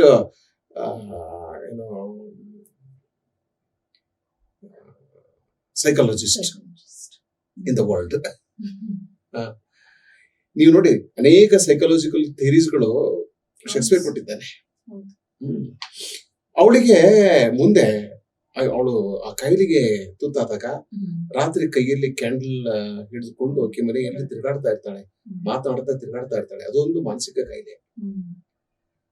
ಆಗ ಅವಳ ಸೇವಕಿ ಒಬ್ಬ ವೈದ್ಯನನ್ನ ಅರಮನೆಗೆ ಕರೆಸಿ, ನೋಡಿ ನಮ್ಮ ಮಹಾರಾಣಿಗೆ ಹೀಗೆಲ್ಲ ಆಗಿದೆ, ಸ್ವಲ್ಪ ನೋಡಿ ಹೇಳಿ ಅಂತಂದಾಗ ಅವನು ವೈದ್ಯ ಅವಳನ್ನ ಅರ್ಧ ಗಂಟೆ ಅವಳನ್ನ ಪರೀಕ್ಷೆ ಮಾಡ್ತಾನೆ. ಅವಳು ಕೂಡೋದು, ನಿಲ್ಲೋದು, ನಡೆದಾಡುವುದು, ಅವಳ ಕಣ್ಣು, ಅವಳ ತಲೆ, ಅವಳ ವಿಚಾರ, ಅವಳ ಮಾತುಗಳು, ಅದನ್ನೆಲ್ಲ ಪರಿಶೀಲನೆ ಮಾಡ್ತಾನೆ.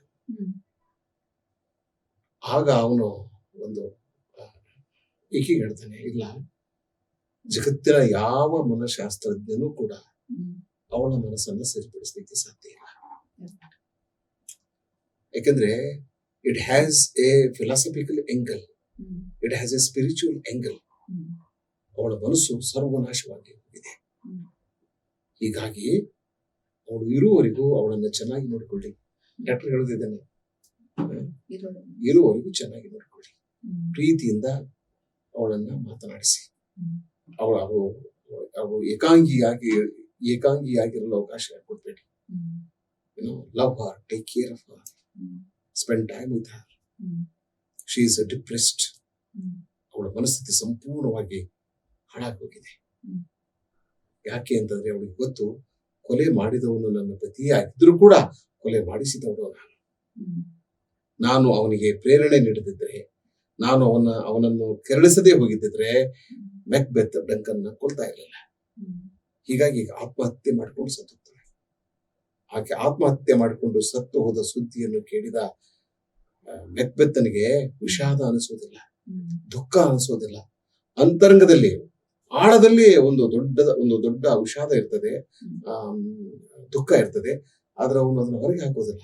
ಅವನು ಹೇಳುವ ಮಾತು, out out out brief candle life is a tale told by idiot full of sound and fury signifying nothing. She should have died hereafter. ಅವನು ಹೇಳ್ತಾನೆ, ಸತ್ತದ್ದು ನನಗೆ ಸಂತೋಷವಾಗಿದೆ, ಯಾಕೆಂದ್ರೆ ಅವಳು ಹೆಚ್ಚು ಕಾಲ ಬದುಕ್ತಾ ಇರ್ತಿರ್ಲಿಲ್ಲ.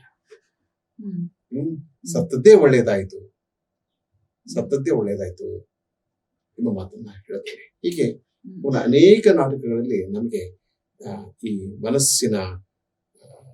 ಮನಸ್ಸಿನ ಸೂಕ್ಷ್ಮ ಸಂಗತಿಗಳನ್ನ ಬಹಳ ಪರಿಣಾಮಕಾರಿಯಾಗಿ ನಾಟಕೀಯವಾಗಿ ಅವನು ತನ್ನ ನಾಟಕಗಳಲ್ಲಿ ಅಭಿವ್ಯಕ್ತಪಡಿಸಿದ್ದಾನೆ. ಸರ್, ಈಗ ಎಲ್ಲ ಲೇಖಕರು ತಮ್ಮ ಕಾಲಘಟ್ಟದ ಅಥವಾ ಏನು ಆ ಯುಗದ ಅದರ ಪ್ರಭಾವ ಅವರ ಮೇಲೆ ಆಗ್ತಾ ಇರುತ್ತೆ. ಶೇಕ್ಸ್ಪಿಯರ್ ಕಾಲಘಟ್ಟ, ಏನು ಕ್ವೀನ್ ಎಲಿಜಬೆತ್ ರಾಣಿ ಕಾಲಘಟ್ಟದಲ್ಲಿ ಶೇಕ್ಸ್ಪಿಯರ್ ಬಾಳಿ ಬದುಕ್ತಾರೆ. ಅದರ ಒಂದು ಪ್ರಭಾವ ಶೇಕ್ಸ್ಪಿಯರ್ನ ಸಾಹಿತ್ಯದ ಮೇಲೆ ಆಗಿದೆಯಾ? ಆಗಿದ್ರೆ ಅದನ್ನ ಹೇಗೆ ನಾವು ಗುರುತಿಸ್ತೇವೆ? ಅದ್ರ ಬಗ್ಗೆ ಬಹಳ ಒಳ್ಳೆ ಪ್ರಶ್ನೆ. ನೋಡಿ, ಶೇಕ್ಸ್ಪಿಯರ್ ತನ್ನ ಯುಗ ಧರ್ಮವನ್ನ, ತನ್ನ ಕಾಲವನ್ನ, ತನ್ನ ಕಾಲದ ಇಡೀ ವ್ಯವಸ್ಥೆಯನ್ನ, ಅದರ ಸಾಮಾಜಿಕತೆಯನ್ನ, ಅದರ ರಾಜಕೀಯತೆಯನ್ನ, ಈ ಎಲ್ಲ ಸಂಗತಿಗಳನ್ನ ತನ್ನ ನಾಟಕಗಳಲ್ಲಿ ಬಹಳ ಪರಿಣಾಮಕಾರಿಯಾಗಿ ವ್ಯಕ್ತಪಡಿಸಿದ್ದಾನೆ. Shakespeare truly represent his age. ಶೇಕ್ಸ್ಪಿಯರ್ನ ಕಾಲದಲ್ಲಿ ಅನೇಕ ಜನ ಬಹಳ ಪ್ರತಿಭಾವಂತ ನಾಟಕಕಾರರಿದ್ರು. ಮಾರ್ಲೋ ಇದ್ದ, ಬೆನ್ ಜಾನ್ಸನ್ ಇದ್ದ, ಥಾಮಸ್ ನ್ಯಾಶ್, ಕೀಟ್, ಗ್ರೀನ್ ಇಂಥವರೆಲ್ಲ ಇದ್ರು. ಸ್ಪೆನ್ಸರ್ ಅಂತ ಕವಿ ಇದ್ದ. ಆದ್ರೆ ಶೇಕ್ಸ್ಪಿಯರ್ನ ರೀತಿಯಲ್ಲಿ ಯಾರೂ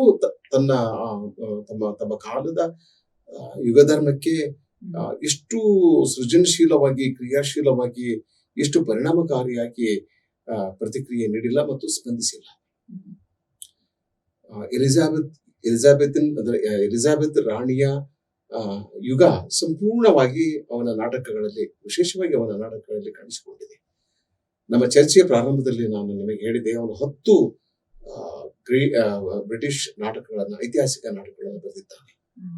ಒಬ್ಬ ಲೇಖಕನಿಗೆ ತನ್ನ ನಾಡಿನ ಬಗ್ಗೆ, ತನ್ನ ಪರಂಪರೆಯ ಬಗ್ಗೆ, ತನ್ನ ಇತಿಹಾಸದ ಬಗ್ಗೆ, ತನ್ನ ನಾಗರಿಕತೆಯ ಬಗ್ಗೆ ಒಂದು ಪ್ರೀತಿ, ಅಭಿಮಾನ ಇರಬೇಕು. ಇಂಥ ಒಂದು ಅಗಾಧವಾದ ಪ್ರೀತಿ, ಅಭಿಮಾನ ಒಂದೊಂದು ಸಲ ನಾನು ನನ್ನ ಲೇಖಕರಲ್ಲಿ ಕಾಣೋದಿಲ್ಲ. ಅದು ಪಂಪನಲ್ಲಿ ಇತ್ತು.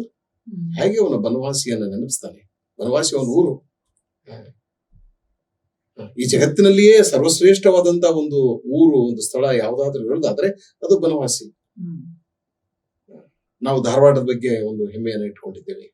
ಧಾರವಾಡ ನನ್ನ ಜಿಲ್ಲೆ ಅಲ್ಲ, ನನ್ನ ಜಿಲ್ಲೆ ವಿಜಯಪುರ. ಆದ್ರೂ ಕೂಡ ಈ ಧಾರವಾಡ ನನ್ನ ಮನಸ್ಸಿನಲ್ಲಿದೆ, ಹೃದಯದಲ್ಲಿದೆ. ನನ್ನ ಜಿಲ್ಲೆಯೂ ಇದೆ, ನನ್ನ ಸ್ವಂತ ಊರು ಸಾತಿಹಾಳ ಕೂಡ ನನ್ನ ಮನಸ್ಸಿನಲ್ಲಿ ಇದೆ. ಹೀಗೆ ಒಬ್ಬ ಲೇಖಕರನ್ನ ಕಾಡ್ಬೇಕು. ನನ್ನ ಊರು ನನಗೆ ಕಾಡ್ಬೇಕು, ನನ್ನ ಜಿಲ್ಲೆ ನನಗೆ ಕಾಡ್ಬೇಕು, ನನ್ನ ನಾಡು ನನಗೆ ಕಾಡ್ಬೇಕು. ಶೇಕ್ಸ್ಪಿಯರ್ಗೆ ಕಾಡ್ತಾ ಇತ್ತು. ಅವನು ಲಂಡನ್ ಬಂದಿದ್ರು ಕೂಡ ಅವನು ಹಳ್ಳಿಯ ಹೈದನಾಗಿ ಉಳಿದಿದ್ದ. ಸ್ಟ್ರಾಟ್ಫೋರ್ಡ್ ಅವನ್ ಹುಡುಗನಾಗಿಯೇ ಉಳಿದಿದ್ದ. ಸೊ ಹೀಗಾಗಿ ಅವನು ತನ್ನ ಕಾಲದ ಬಹುತೇಕ ಎಲ್ಲಾ ಸಂಗತಿಗಳನ್ನ ತನ್ನ ನಾಟಕದಲ್ಲಿ ಅಭಿವ್ಯಕ್ತಪಡಿಸಿದ. ಹೀಗಾಗಿ ಅವನು ಅಷ್ಟು ದೊಡ್ಡ ಲೇಖಕ ಆದ. He was very popular when he was alive. ಜೀವಂತವಾಗಿರುವಾಗಲೂ ಕೂಡ ಅವನು ಬಹಳ ಜನಪ್ರಿಯ ಆಗಿದ್ದ. ಯಾಕಂದ್ರೆ ಅವನಿಗೆ ತನ್ನ ಜನರ ನಾಡಿ ಬಿಡಿತ ಗೊತ್ತಿತ್ತು. ನರೋಡ ಅಂತ ಒಬ್ಬ ಚಿಲಿ ದೇಶದ ಒಬ್ಬ ಕವಿ, very popular.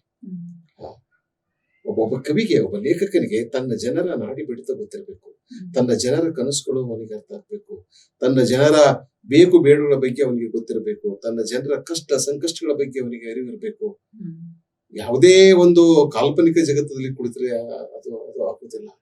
Arm chair philosophy ಬೇಕಾಗುವುದಿಲ್ಲ.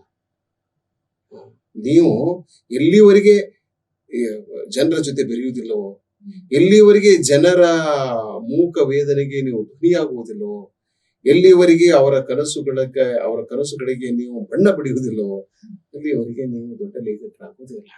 ಸಮಾಜ ಒಪ್ಪುವುದಿಲ್ಲ, ಜನರು ಒಪ್ಪುವುದಿಲ್ಲ. ಹೀಗಾಗಿ ಆಮೇಲೆ ಅವನ ದೇಶ ಪ್ರೇಮ ನನಗೆ ಬಹಳ ಮಾದರಿ. I call myself a nationalist. Hmm. ದೇಶ ಪ್ರೇಮಿಗಳ ಬಗ್ಗೆ ನನಗೆ ಅಗಾಧವಾದ ಪ್ರೀತಿ ಇದೆ. ರಾಷ್ಟ್ರ ಪ್ರೇಮಕ್ಕಿಂತ ಮಿಗಿಲಾದ ಪ್ರೇಮವೇ ಇಲ್ಲ ಎಂಬುದು ನನ್ನ ನಂಬಿಕೆ. ಶೇಕ್ಸ್ಪಿಯರ್ ಕೂಡ ಈ ಅರ್ಥದಲ್ಲಿ it's not A political statement, this is the statement of A writer. ಇದೊಂದು ತಾತ್ವಿಕತೆ, ಕೇವಲ ಸಿದ್ಧಾಂತ ಅಲ್ಲ, ಇದೊಂದು ತಾತ್ವಿಕತೆ, ಬಹಳ ಸೂಕ್ಷ್ಮವಾದಂತಹ ಒಂದು ಸಂಗತಿ. ಸೊ ಹಾಗಾದಾಗ ನಾನು ನನ್ನ ರಾಜರ ಬಗ್ಗೆ ನನಗೆ ಗೌರವ ಮೂಡ್ತದೆ, ನಮ್ಮ ಸಂತರ ಬಗೆಗೆ, ಶರಣರ ಬಗೆಗೆ. ಅವರು ಅದನ್ನ ಬಿಟ್ಕೊಂಡು ಪರಂಪರೆಯನ್ನ ದ್ವೇಷಿಸುವವ, ನಾಗರಿಕತೆಯನ್ನ ತಿರಸ್ಕಾರ ಮಾಡುವವ, ಇತಿಹಾಸವನ್ನ ಅಲ್ಲಗಳೆಯುವ ಒಬ್ಬ ವ್ಯಕ್ತಿ ದೊಡ್ಡ ಲೇಖಕ ಆಗೋದಿಲ್ಲ, ಇತಿಹಾಸಕಾರನು ಆಗೋದಿಲ್ಲ, ಲೇಖಕನು ಆಗೋದಿಲ್ಲ. ಶೇಕ್ಸ್ಪಿಯರ್ ಅವನು ಯಾವುದನ್ನು ಮುಚ್ಚುಮರೆ ಮಾಡಲಿಲ್ಲ. ರಾಜರ ಎಲ್ಲಾ ಸಂಗತಿಗಳನ್ನ, ಈ ರಿಚರ್ಡ್ ಥರ್ಡ್ ಅಂತ ಒಂದು ಪಾತ್ರವನ್ನು ಸೃಷ್ಟಿ ಮಾಡಿದ. It's a historical character, but ಅವನು is a titanic villain. Satan ಅನ್ನ ಮೀರಿಸುವ ಒಂದು ಕೆಟ್ಟ ಪಾತ್ರ ಅದು. Name any villain in the world, I tell you, no villain looks more terrible and horrible than Richard III. ಇಂಥ ಒಂದು ಐತಿಹಾಸಿಕ ಪಾತ್ರವನ್ನು ಅವನು ಸೃಷ್ಟಿ ಮಾಡಿದ. ಆದ್ರೆ ಅದೇ ರಿಚರ್ಡ್ III ಕೊನೆಗೆ ನಮ್ಮ ಸಿಂಪತಿಯನ್ನ, ನಮ್ಮ ಸಹಾನುಭೂತಿಯನ್ನು ಗಿಟ್ಟಿಸ್ಕೊಡ್ತಾರೆ. ಅವನು ಅಯ್ಯೋ ಸತ್ತು ಹೋದ್ನಲ್ಲಪ್ಪ ಅಂತ. ಮೊದಲ ಬಾರಿಗೆ ನಾಟಕ ಓದಿದಾಗ, ನಾಟಕದ ಉದ್ದಕ್ಕೂ ಈ ಮನುಷ್ಯ ಸಾಯ್ಬಾರ್ದೆ ಅಂತ ಅನಿಸ್ತಾ ಇತ್ತು.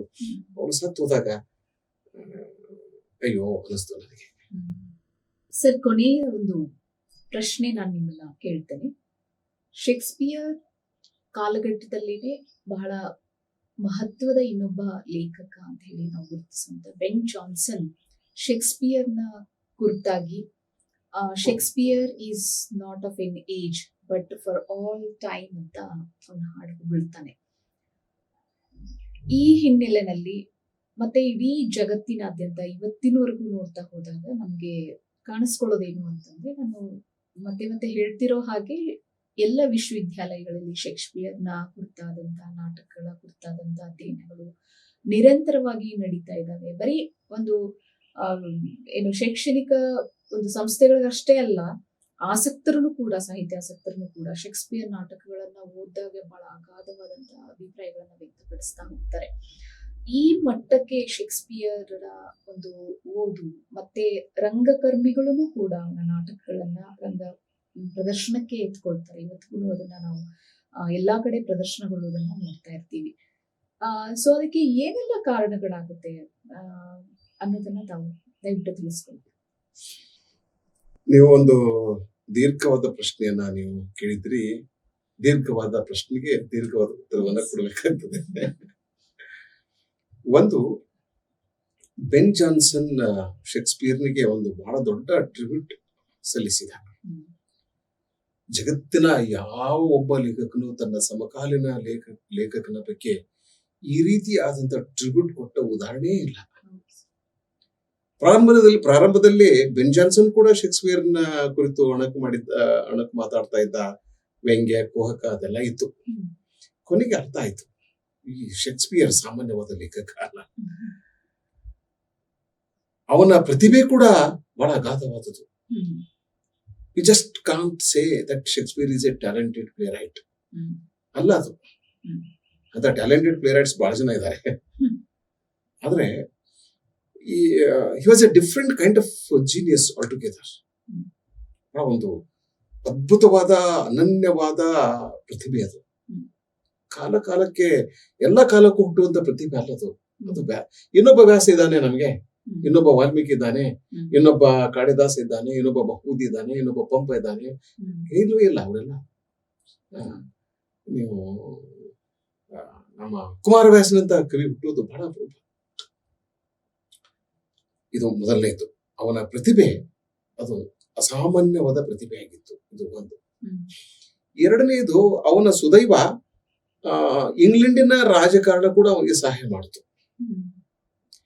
ಈ ಕಲೋನಿಯಲ್ ಇದೇನು ಬ್ರಿಟಿಷ್ ಕಲೋನಿಯಲ್ ಪಾಲಿಸಿ ಇತ್ತಲ್ಲ, ಬ್ರಿಟಿಷ್ ಕಲೋನಿಯಲ್ ಪಾಲಿಸಿಯನ್ನ ಬೇರೆ ಬೇರೆ ದೇಶಗಳ ಮೇಲೆ ಹೇರೋದಕ್ಕೂ ಕೂಡ ಅವರು ಶೇಕ್ಸ್ಪಿಯರ್ನ ನಾಟಕಗಳನ್ನ ಬಳಸ್ಕೊಂಡ್ರು.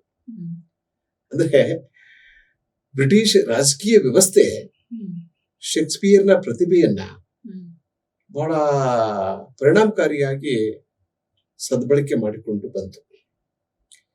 ಮತ್ತೊಂದು ಶೇಕ್ಸ್ಪಿಯರ್ ಇಂಗ್ಲಿಷ್ನಲ್ಲಿ ನಾಟಕಗಳನ್ನ ಬರೆದ. ಅದು this is the language of the colonial power. ಅನೇಕ ದೇಶಗಳ ಮೇಲೆ ಅಷ್ಟೊತ್ತಿಗೆ ಬ್ರಿಟಿಷರು ತಮ್ಮ ಸಾಮ್ರಾಜ್ಯವನ್ನ ವಿಸ್ತರಣೆ ಮಾಡಿಬಿಟ್ಟಿದ್ರಲ್ಲ, ಎಲ್ಲಾ ಕಡೆಗೂ ಅವನು ಶೇಕ್ಸ್ಪಿಯರ್ ಅನ್ನು ತಗೊಂಡು ಹೋದ್ರು ಅವರು. Wherever they went they carried Shakespeare. ಇದು ಮತ್ತೊಂದು ಕಾರಣ. ಇನ್ನೊಂದು, ಮುಂದೆ ಬರ್ತಾ ಬರ್ತಾ ಬರ್ತಾ ಶೇಕ್ಸ್ಪಿಯರ್ ಇಂಗ್ಲಿಷ್ ಜಾಗತಿಕ ಭಾಷೆ ಆಗ್ಬಿಡ್ತು. ಆಮೇಲೆ ಎಲ್ಲಾ ಕಲೋನೈಸ್ಡ್ ಕಂಟ್ರಿಗಳಲ್ಲಿ ಇಂಗ್ಲಿಷ್ ಡಿಪಾರ್ಟ್ಮೆಂಟ್ಗಳು ಬಂದು ನೋಡ್ರಿ, ನಮ್ಮಲ್ಲಿ ಕರ್ನಾಟಕದಲ್ಲಿ ಕನ್ನಡ ಡಿಪಾರ್ಟ್ಮೆಂಟ್ ಇರದೇ ಇರತಕ್ಕಂತ ಒಂದು ವಿಶ್ವವಿದ್ಯಾಲಯ ನಿಮಗೆ ಸಿಗಬಹುದು. ಇಂಗ್ಲಿಷ್ ಡಿಪಾರ್ಟ್ಮೆಂಟ್ ಇರದೇ ಇರುವ ಯಾವ ವಿಶ್ವವಿದ್ಯಾಲಯವಿಲ್ಲ, ಕಾಲೇಜು ಇಲ್ಲ. ಕನ್ನಡ ಆಪ್ಷನಲ್, ಆದ್ರೆ ಇಂಗ್ಲಿಷ್ ಬೇಸಿಕ್. ಈಗಲೂ ಕೂಡ ನಮಗೆ ಬೇಸಿಕ್ ಅಂದ್ರೆ ಶೇಕ್ಸ್ಪಿಯರೇ ಮೊದಲು, ನಮಗೆ ವ್ಯಾಸ ವಾಲ್ಮೀಕಿ ನಂತರ. ನಾವು ಶೇಕ್ಸ್ಪಿಯರ್ ಬಗ್ಗೆ ಮಾತನಾಡಿದಷ್ಟು ವಾಲ್ಮೀಕಿ ಬಗ್ಗೆ, ವ್ಯಾಸನ ಬಗ್ಗೆ ಮಾತನಾಡಿದ್ದೇವೆ? ಕಾಳಿದಾಸನ ಬಗ್ಗೆ ನಾವು ಚರ್ಚೆ ಮಾಡಿದ್ದೇವೆ? ಇಲ್ಲಲ್ಲ. ಇದು ಅಂತ ಇವೆಲ್ಲ ಕಾರಣಗಳು. ಬಟ್ ಇದಷ್ಟೇ ಅಲ್ಲ. ಹಾಗಿದ್ರೆ ಅವನ ಜನಪ್ರಿಯತೆ ಬಿದ್ದು ಹೋಗ್ಬೇಕಾಗಿತ್ತು. ಅವನ ನಾಟಕಗಳು ತಮ್ಮ ಆಕರ್ಷಣೆ ಕಳೆದುಕೊಳ್ಬಹುದಾಗಿತ್ತು. ಯಾಕಂದ್ರೆ ಈಗ ಇಂಗ್ಲೆಂಡೇ ಒಂದು ಸಣ್ಣ ದೇಶ, ಈಗ ತನ್ನ ಆರ್ಥಿಕ ಶಕ್ತಿಯನ್ನು ಕಳೆದುಕೊಂಡಿದೆ, ತನ್ನ ಸೈನಿಕ ಶಕ್ತಿಯನ್ನು ಕಳೆದುಕೊಂಡಿದೆ, ರಾಜಕೀಯ ಶಕ್ತಿಯನ್ನು ಕಳೆದುಕೊಂಡಿದೆ. ಇದು ಜಗತ್ತಿನಲ್ಲಿ ಇರ್ತಕ್ಕಂಥ ಒಂದು ಸಣ್ಣ ದೇಶ ಅಷ್ಟೇನೆ. ಈಗ ಅದಕ್ಕಿಂತ ದೊಡ್ಡದೇನಿಲ್ಲ ನಮ್ಮ ದೃಷ್ಟಿಯಲ್ಲಿ. ಒಂದು ಸಣ್ಣ ದೇಶ. ನಾವು ಇಂಗ್ಲೆಂಡ್ಗಿಂತ 100 ಪಟ್ಟು ಶ್ರೇಷ್ಠ ಅದೇವು ನಾವಲ್ಲ. India is 100 times richer than, greater than England, which ruled us for 300 years. ಇದನ್ನು ಬಿಟ್ಟು ಅವನಲ್ಲಿ ಅವನ ಸ್ವಂತದ ಪ್ರತಿಭೆ ಇತ್ತು.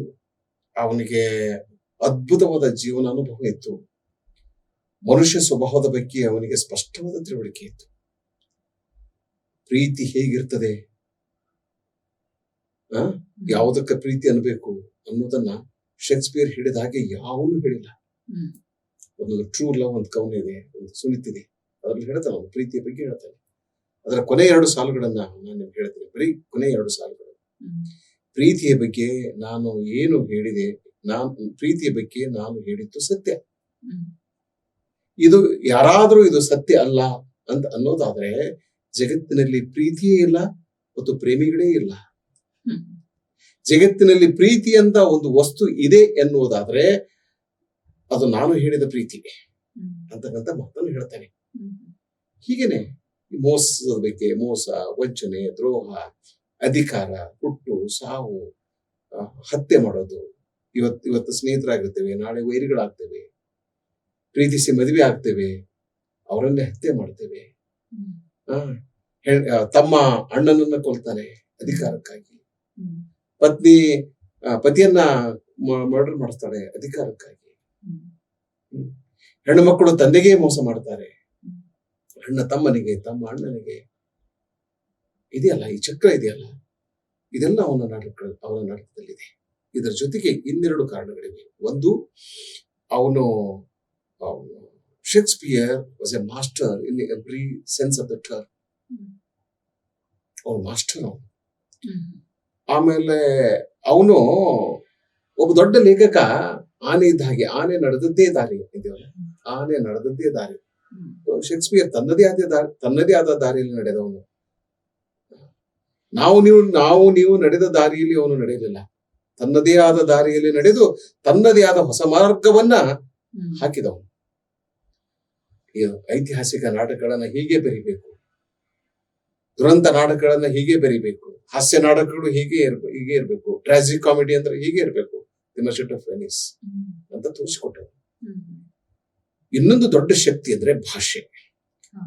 ಶೇಕ್ಸ್ಪಿಯರ್ನ ಭಾಷೆಯ ಕುರಿತು ನಾವೊಂದು 10 ಗಂಟೆಗಳ ಸಂವಾದ ಕಾರ್ಯಕ್ರಮವನ್ನು ಮಾಡಬಹುದು. ಇಂಗ್ಲಿಷ್ ಭಾಷೆಯನ್ನ ಅವನಷ್ಟು ಪ್ರಭಾವಿಯಾಗಿ, ಸೃಜನಶೀಲವಾಗಿ, ಕ್ರಿಯಾತ್ಮಕವಾಗಿ ಬೇರೆ ಯಾವ ಲೇಖಕನೂ ಬಳಸಿಲ್ಲ. ಅವನ ಕೈಯಲ್ಲಿ ನಾವು ಬೇಂದ್ರೆಯವ್ರು ಹೇಳ್ತೇವಲ್ಲ, ಶಬ್ದ ಗಾರುಡಿಗ ಅಂತೇವಲ್ಲ, ಶೇಕ್ಸ್ಪಿಯರ್ನೇ ನಿಜವಾದ ಅರ್ಥದಲ್ಲಿ ಶಬ್ದ ಗಾರುಡಿಗ. ಬೇಂದ್ರೆಯ ಕನ್ನಡದ ಬಹಳ ಅದ್ಭುತ ಕವಿ. ಸೊ ಅವನು ಶಬ್ದಗಳೊಂದಿಗೆ ಮಾತನಾಡ್ತಾ ಇದ್ದ. ಶಬ್ದಗಳು ಅವನೊಂದಿಗೆ ಮಾತನಾಡ್ತಾ ಇದ್ವು. ಇದನ್ನ ನೀವು ಸರಿಯಾಗಿ ಅರ್ಥ ಮಾಡ್ಕೋಬೇಕು ನಾವೆಲ್ಲರೂ. ನಾವು ಶಬ್ದಗಳೊಂದಿಗೆ ಮಾತನಾಡುವುದು ಸರಿ, ಶಬ್ದಗಳು ಮಾತನಾಡುವಂತೆ ಮಾಡುವುದು ಆ ಕೆಲಸವನ್ನ ಅವನು ಮಾಡಿದ. ಆಮೇಲೆ ಶಬ್ದಗಳನ್ನ ತನಗೆ ಬೇಕಾದ ಅರ್ಥವನ್ನ ಶಬ್ದಗಳಿಂದ ಅವನು ಹೊಡಿಸ್ತಾ ಇದ್ದ. ನೋಡ್ರಪ್ಪ, ತಬಲಾ, ದೊಡ್ಡ ತಬಲಾ ಮಾಡೋನು ತನಗೆ ಬೇಕಾದ ರಾಗವನ್ನ ಅದರಿಂದ ಹೊಡಿಸ್ತಾನೆ, ಇನ್ಸ್ಟ್ರೂಮೆಂಟ್ ಇಂದ ಹೊಡಿಸ್ತಾನೆ. ಆ ಇನ್ಸ್ಟ್ರೂಮೆಂಟ್ ಯಾವ ರಾಗ ಕೊಡ್ತೈತಿ ಅದ್ರ ಬಗ್ಗೆ ಅವನಿಗೆ ಸಂತೃಪ್ತಿ ಇರೋದಿಲ್ಲ. ನನಗ್ ಬೇಕಾಗಿದ್ದು ನೀನ್ ಕೊಡು ಅಂತ ನಾವು. Give me the meaning that I want, give me the raga that I want. So Shakespeare ಹೇಳ್ತಾನಂದ್ರೆ ಶಬ್ದಗಳಿಗೆ ನನಗೆ ಬೇಕಾದ ಅರ್ಥ ನೀವು ಕೊಡ್ಬೇಕು. ಇದಕ್ಕೆ ನೂರಾರು ಉದಾಹರಣೆಗಳನ್ನ ನಾವು ಕೊಡ್ಬೋದು. ಒಂದೆರಡು ಉದಾಹರಣೆ ಕೊಟ್ಟು ನಮ್ಮ ಮಾತುಗಳನ್ನು ಮುಗಿಸ್ಬೋದು. ಈ ಜೂಲಿಯಸ್ ಸೀಸರ್ ನಾಟಕದಲ್ಲಿ ಮಾರ್ಕ್ ಆಂಟನಿ ಸೀಸರ್ನ ಶವವನ್ನ ಒಂದು ಮಾರುಕಟ್ಟೆಯ ಎತ್ತರದ ಸ್ಥಳದಲ್ಲಿಟ್ಟು ಅವನು ತನ್ನ ಭಾಷಣವನ್ನು ಮಾಡ್ತಾನೆ. ಮಾರ್ಕ್ ಆಗ್ಲೇ ಸೀಸರ್ ಬ್ರೂಟಸ್ ಮಾತಾಡ್ತಾನೆ. ಬ್ರೂಟಸ್ ಮಾತಾಡಿದ್ಮೇಲೆ ಸೀಸರ್ ಮಾತಾಡ್ತಾನೆ. ಸೀಸರ್ ಅವಾಗೊಂದು ಮಾತಾಡ್ತಾನೆ, this is the most unkindest cut of all ಅಂತ ಹೇಳ್ತಾನೆ. ಇದು Shakespeare is breaking the rules of grammar. ಎರಡು ಸೂಪರ್ಲೇಟಿವ್ ಡಿಗ್ರೀಸ್ ಗಳನ್ನ ಒಂದೇ ವಾಕ್ಯದಲ್ಲಿ ಬಳಸಬಾರ್ದು. ದ ಮೋಸ್ಟ್ ಬಂದ್ರೆ ಅನ್ಕೈಂಡೆಸ್ಟ್ ಬರಬಾರ್ದು, ಅನ್ಕೈಂಡೆಸ್ಟ್ ಬಂದ್ರೆ ಮೋಸ್ಟ್ ಬರಬಾರ್ದು. ಆದ್ರೆ ಶೇಕ್ಸ್ಪಿಯರ್ ಎರಡನ್ನು ಬಳಸಿದ. ಹಾಗೆಂದು ನಾವು ಅವನಿಗೆ ಗ್ರಾಮರ್ ಗೊತ್ತಿರಲಿಲ್ಲ ಅಂತಕ್ಕಂಥ ಸರಳ ತೀರ್ಮಾನಕ್ಕೆ ಬರಬಾರ್ದು. ಗ್ರಾಮರ್ ಅನ್ನ ಅವನು ಮುರಿದ, ಹೊಸ ಗ್ರಾಮರ್ ಅನ್ನ ಸೃಷ್ಟಿ ಮಾಡಿದ. ಸೊ ಅವನ ನಾಟಕದ ಗ್ರಾಮರ್ ಅನ್ನ ಹೊಸದಾಗಿ ನಾಟಕದ ಗ್ರಾಮರ್ ಅನ್ನ ಡಿಫೈನ್ ಮಾಡಿದ. He has defined the grammar of play, and he also defined the grammar of grammar. Grammar redefine ಮಾಡಿದ ಅವರು. This is the most kindest cut of all. ಈ ಒಂದು ಸಾಲು ಆ ಜನರ ಮೇಲೆ ಬಹಳ ಅದ್ಭುತವಾದ ಪರಿಣಾಮವನ್ನು ಬೀರ್ತು. ನೋಡಿ, ಎಲ್ಲರೂ ಅವನ ಎಲ್ಲಾ ಸ್ನೇಹಿತರು ಅವನಿಗೆ ಇರಿದು ಸಾಯಿಸಿದ್ದಾನೆ. ಅವನ ದೇಹದ ತುಂಬಾ ತೂತುಗಳು ಬಿದ್ದಿವೆ, ರಂಧ್ರಗಳು ಬಿದ್ದಿವೆ. ಅಲ್ಲಿ ಅದ್ರಲ್ಲಿ ಒಂದು ದೊಡ್ಡ ಗಾಯ ಇದೆಯಲ್ಲ, ಒಂದು ದೊಡ್ಡ ರಂಧ್ರ ಇದೆಯಲ್ಲ, ನೋಡಿ ನೋಡಿ ಆ ದೊಡ್ಡ ರಂಧ್ರ. ಅದನ್ನ ಯಾರು ಮಾಡಿದವರು? ಬ್ರೂಟಸ್. ಸಾವಿರಾರು ಸಂಖ್ಯೆಯ ಜನರು ಅಲ್ಲಿ ನೆರೆದಿರ್ತಾರೆ. ಯಾರಿಗೂ ಆ ಶವದ ಮುಖವೇ ಕಾಣ್ತಾ ಇರೋದಿಲ್ಲ. ಅಂತದ್ರಲ್ಲಿ ಅವ್ನು ಹೇಳ್ತಾನ, ಅವನು ಇದು ಇದು ಇದು ಅಂತ ಹೇಳಿ. ಇವನಿಗೆ ಹೆಂಗ್ ಗೊತ್ತಿತ್ತದು? ಗೊತ್ತೇ ಇರಲಿಲ್ಲ. ಆದ್ರೆ ಒಂದು ಭಾಷೆಯ ಮೂಲಕ ಒಂದು ಚಮತ್ಕಾರವನ್ನ ಸೃಷ್ಟಿ ಮಾಡ್ತಾನೆ. This is the most unkindest cut of all. Unkindest ಇದು ಸಹಜವಾಗಿ ಬಂದ್ಬಿಡ್ತದೆ ಅವನಿಗೆ. ಯಾಕಂದ್ರೆ ಗೆಳೆಯನ ಗಾಯ ಅಲ್ಲ, ಯಾರೋ ನನ್ನ ವೈರಿಗಳು ಮಾಡಿದ ಗಾಯ ಅಲ್ಲ, ನನ್ನ ಗೆಳೆಯ ಮಾಡಿದ ಗಾಯ. ಹೀಗಾಗಿ ಅದು ದೊಡ್ಡ ಗಾಯನೇ ಸರಿ. ಮತ್ತು ಅದು ಅನ್ಕೈಂಡೆಸ್ಟ್. ಕರುಣೆ ಏನಿರ್ತದೆ? ಕೊಲ್ಲುವವನು ಕರುಣಾಮಯಿ ಆಗಿರ್ತಾನೆ? ಆಗುದಿಲ್ಲ. A killer is not merciful. So ಹೀಗೆ ಅದನ್ನು ಅವನು ಸಮರ್ಥವಾಗಿ ಬಳಸ್ತಾನೆ. ಹೀಗೆ ಅನೇಕ ವಿಚಾರಗಳನ್ನ, ಸಂಗತಿಗಳನ್ನ, ಅನುಭವಗಳನ್ನ ಅವನೊಂದಿಗೆ ಹಂಚಿಕೊಡ್ತಾನೆ. ಹೀಗಾಗಿ ಅವನ ಪ್ರತಿಭೆ ಅದು ಕಾಲಾತೀತವಾದ ಪ್ರತಿಭೆ. ಅದು ಯಾವುದೇ ಒಂದು ಪ್ರದೇಶಕ್ಕೆ, ಒಂದು ಯುಗಕ್ಕೆ, ಒಂದು ಭಾಷೆಗೆ ಸೀಮಿತವಾದಂತಹ ಪ್ರತಿಭೆ ಅಲ್ಲ. ಕಾಲಾತೀತ. ಇವತ್ತು ನಾವು ಟೈಮ್ ಅಂಡ್ ಸ್ಪೇಸ್ ಅಂತೀವಲ್ಲ, ಆ ಟೈಮ್ ಕಾಲವನ್ನ ಮೀರುವ, ಸ್ಪೇಸ್ ಅನ್ನ ಮೀರುವ, ಎಲ್ಲವನ್ನೂ ಮೀರಿ ಎಲ್ಲರಿಗೂ ಪ್ರಿಯವಾಗುವ ಅನೇಕ ಸಂಗತಿಗಳು ಅವನ ನಾಟಕದಲ್ಲಿವೆ. ಹೀಗಾಗಿ ಶೇಕ್ಸ್ಪಿಯರ್ ಜಾಗತಿಕ ನಾಟಕ, ಜಗತ್ತಿಗೆ ಸೇರಿದ ನಾಟಕ. ಅವನಲ್ಲಿ ವಿಶ್ವಾತ್ಮಕತೆ ಇದೆ. ಅಂದ್ರೆ ಯೂನಿವರ್ಸಲಿಸಂ ಅವನ ನಾಟಕದಲ್ಲಿ ಇದೆ. ಅದಕ್ಕಾಗಿ ಬೆನ್ ಜಾನ್ಸನ್ ಹೇಳಿದ, ನೀನು ಒಂದು ಯುಗಕ್ಕೆ ಸೇರಿದ ಲೇಖಕ ಅಲ್ಲ, ಒಂದು ಯುಗಕ್ಕೆ ಸೇರಿದ ಲೇಖಕನಲ್ಲ, ಒಂದು ಪ್ರದೇಶಕ್ಕೆ ಸೇರಿದ ಲೇಖಕನಲ್ಲ. ಅವನು ಎಲ್ಲಾ ಯುಗಗಳಿಗೂ ಸೇರಿದವನು, ಎಲ್ಲಾ ಪ್ರದೇಶಗಳಿಗೂ ಸೇರಿದವನು. ಹೀಗಾಗಿ ನಾವು ಈ ಕಾರಣದಿಂದಾಗಿ ನಾವು ಇವತ್ತು ಧಾರವಾಡ ಕಟ್ಟೆಯ ಮೇಲೆ ಶೇಕ್ಸ್ಪಿಯರ್ನ ನಾಟಕಗಳ ಬಗ್ಗೆ ಎಷ್ಟು ಪ್ರೀತಿಯಿಂದ, ಅಭಿಮಾನದಿಂದ ನಾವು ಮಾತನಾಡ್ತಾ ಇದ್ದೇವೆ. As if is an Indian writer ಅನ್ನುವ ಹಾಗೆ. ಅವನು ಭಾರತೀಯ ಲೇಖಕನೇ ಎಂದು ಪರಿಭಾವಿಸಿ ನಾವು ಅವನ ನಾಟಕಗಳ ಕುರಿತು ಇಷ್ಟು ಪ್ರೀತಿಯಿಂದ, ಇಷ್ಟು ಆಳವಾಗಿ, ಇಷ್ಟು ಧ್ವನಿಪೂರ್ಣವಾಗಿ ನಾವು ಚರ್ಚೆಯನ್ನ ಮಾಡ್ತಾ ಇದ್ದೇವೆ ಮತ್ತು ಮಾತನಾಡ್ತಾ ಇದ್ದೇವೆ. ನೋಡಿದ್ರಲ್ಲ ವೀಕ್ಷಕರೇ, ಸರ್ ಈವರೆಗೂ ಕೂಡ ಏನ್ ಶೇಕ್ಸ್ಪಿಯರ್ನ ಕುರಿತಾಗಿ ಮಾತನಾಡಿದ್ರು. ಅವೆಲ್ಲ ಮಾತುಗಳು ಇಷ್ಟೊಂದು ಸುದೀರ್ಘವಾದಂತ ಚರ್ಚೆನಲ್ಲಿ ನಮ್ಗೆ ಅನ್ಸಿದ್ದೇನು ಅಂತಂದ್ರೆ ಅದೊಂದು ಪೀಠಿಕೆಯ ಮಾತುಗಳಷ್ಟೇನೆ ಈವರೆಗೂ ಆಗಿದ್ದು. ಯಾಕಂದ್ರೆ ಶೇಕ್ಸ್ಪಿಯರ್ನ ಕುರಿತಾಗಿ ಮಾತನಾಡ್ತಾ ಸರ್ ಅಲ್ಲಿ ಐತಿಹಾಸಿಕ ನಾಟಕಗಳ ಕುರಿತಾಗ ಒಂದಿಷ್ಟು ಬೆಳಕುಗಳನ್ನು ಚೆಲ್ತಾರೆ. ಆಮೇಲೆ ಸುನೀತಗಳನ್ನ ಬರೀತಾರೆ ಅಂತ ಹೇಳ್ತಾರೆ. ಆಮೇಲೆ ಅವನ ಮನೋವಿಜ್ಞಾನವನ್ನ ಹೇಗೆ ತಗೊಂಡ್ಬರ್ತಾನೆ, ಮಹಿಳಾ ಪಾತ್ರಗಳು ಹೇಗೆ ಕಾಣಿಸ್ಕೊಳ್ತವೆ, ಮನುಷ್ಯನ ವಿಚಿತ್ರವಾದಂತ ವಿವಿಧ ಸ್ವಭಾವಗಳು ಹೇಗೆ ಕಾಣಿಸ್ಕೊಳ್ತವೆ. ಇದನ್ನೆಲ್ಲ ಕೇಳ್ತಿರ್ಬೇಕಾದ್ರೆ ನನಗೆ ಅನ್ಸಿದ್ದು, ಮೋಸ್ಟ್ಲಿ ನಿಮ್ಗೂ ಹಾಗೆ ಅನ್ಸಿರುತ್ತೆ, ಒಂದೊಂದು ವಿಭಾಗದ ಕುರಿತಾಗಿ ಐತಿಹಾಸಿಕ ನಾಟಕಗಳ ಕುರಿತಾಗಿನೇ ಒಂದು ಸರ್ ಜೊತೆಗೆ ಸುದೀರ್ಘ ಒಂದು ಸಂದರ್ಶನವನ್ನ ಮಾಡಬಹುದು ಅಂತ ಅನ್ಸುತ್ತೆ. ಹಾಗೆ ಅವನ ಹಾಸ್ಯ ನಾಟಕಗಳ ಕುರಿತಾಗಿ, ಮಹಿಳಾ ಪಾತ್ರಗಳು ಹೇಗೆ ಅಲ್ಲಿ ಕಾಣಿಸ್ಕೊಳ್ತವೆ, ಹೀಗೆ ಬೇರೆ ಬೇರೆ ಬೇರೆ ಮಜಲುಗಳಿಂದ ಶೇಕ್ಸ್ಪಿಯರ್ನನ್ನ ಸರ್ ಜೊತೆಗೆ ಬೇರೆ ರೀತಿಯಾದಂತಹ ಸಂದರ್ಶನಗಳನ್ನ ಹಂತ ಹಂತವಾಗಿ ನಾವು ಮಾಡಿಕೊಂಡು ಹೋಗೋದಕ್ಕೆ ಸಾಧ್ಯತೆ ಇದೆ ಅಂತ ನನಗೆ ಅನಿಸಿತ್ತು. ಈವರೆಗೂ ಕೂಡ ತಮ್ಮ ಸಮಯವನ್ನ ಕೊಟ್ಟು ನಮ್ಮ ಜೊತೆಗೆ ಈ ಸಂದರ್ಶನದಲ್ಲಿ ಭಾಗವಹಿಸಿದಂತ ಬಸವರಾಜ್ ಡೋಣು ಸರ್ಗೆ ನಾನು ತಮ್ಮೆಲ್ಲರ ಪರವಾಗಿ ಆತ್ಮೀಯ ಧನ್ಯವಾದಗಳನ್ನ ಅರ್ಪಿಸ್ತೇನೆ. ಧನ್ಯವಾದಗಳು sir, thank you so much. ಮತ್ತೆ ಮುಂದಿನ ಒಂದು ಸಂದರ್ಶನದಲ್ಲಿ ಶೇಕ್ಸ್ಪಿಯರ್ನ ನಾನು ಈಗಲೇ ಸರ್ ಹತ್ರ ರಿಕ್ವೆಸ್ಟ್ ಮಾಡ್ತಾನೆ, ಅವನ ಐತಿಹಾಸಿಕ ನಾಟಕಗಳ ಕುರಿತಾಗಿ ಸರ್ ತಾವು ನಮ್ಮ ಧಾರವಾಡ ಕಟ್ಟೆ ವೇದಿಕೆಯಲ್ಲಿ ದಯವಿಟ್ಟು ಸಂದರ್ಶನದಲ್ಲಿ ಭಾಗವಹಿಸಬೇಕು ಅಂತ ಕೇಳ್ಕೊಳ್ತೇನೆ ಸರ್. ಆಗ್ಬೋದು. ನಮಸ್ಕಾರ. ಧಾರವಾಡ ಕಟ್ಟೆಯ ವೀಕ್ಷಕರಿಗೂ ನಮಸ್ಕಾರ. ಎಲ್ಲರಿಗೂ ಶುಭವಾಗಲಿ. ಧನ್ಯವಾದಗಳು. ಎಲ್ಲರಿಗೂ ಕೂಡ ನಮಸ್ಕಾರ.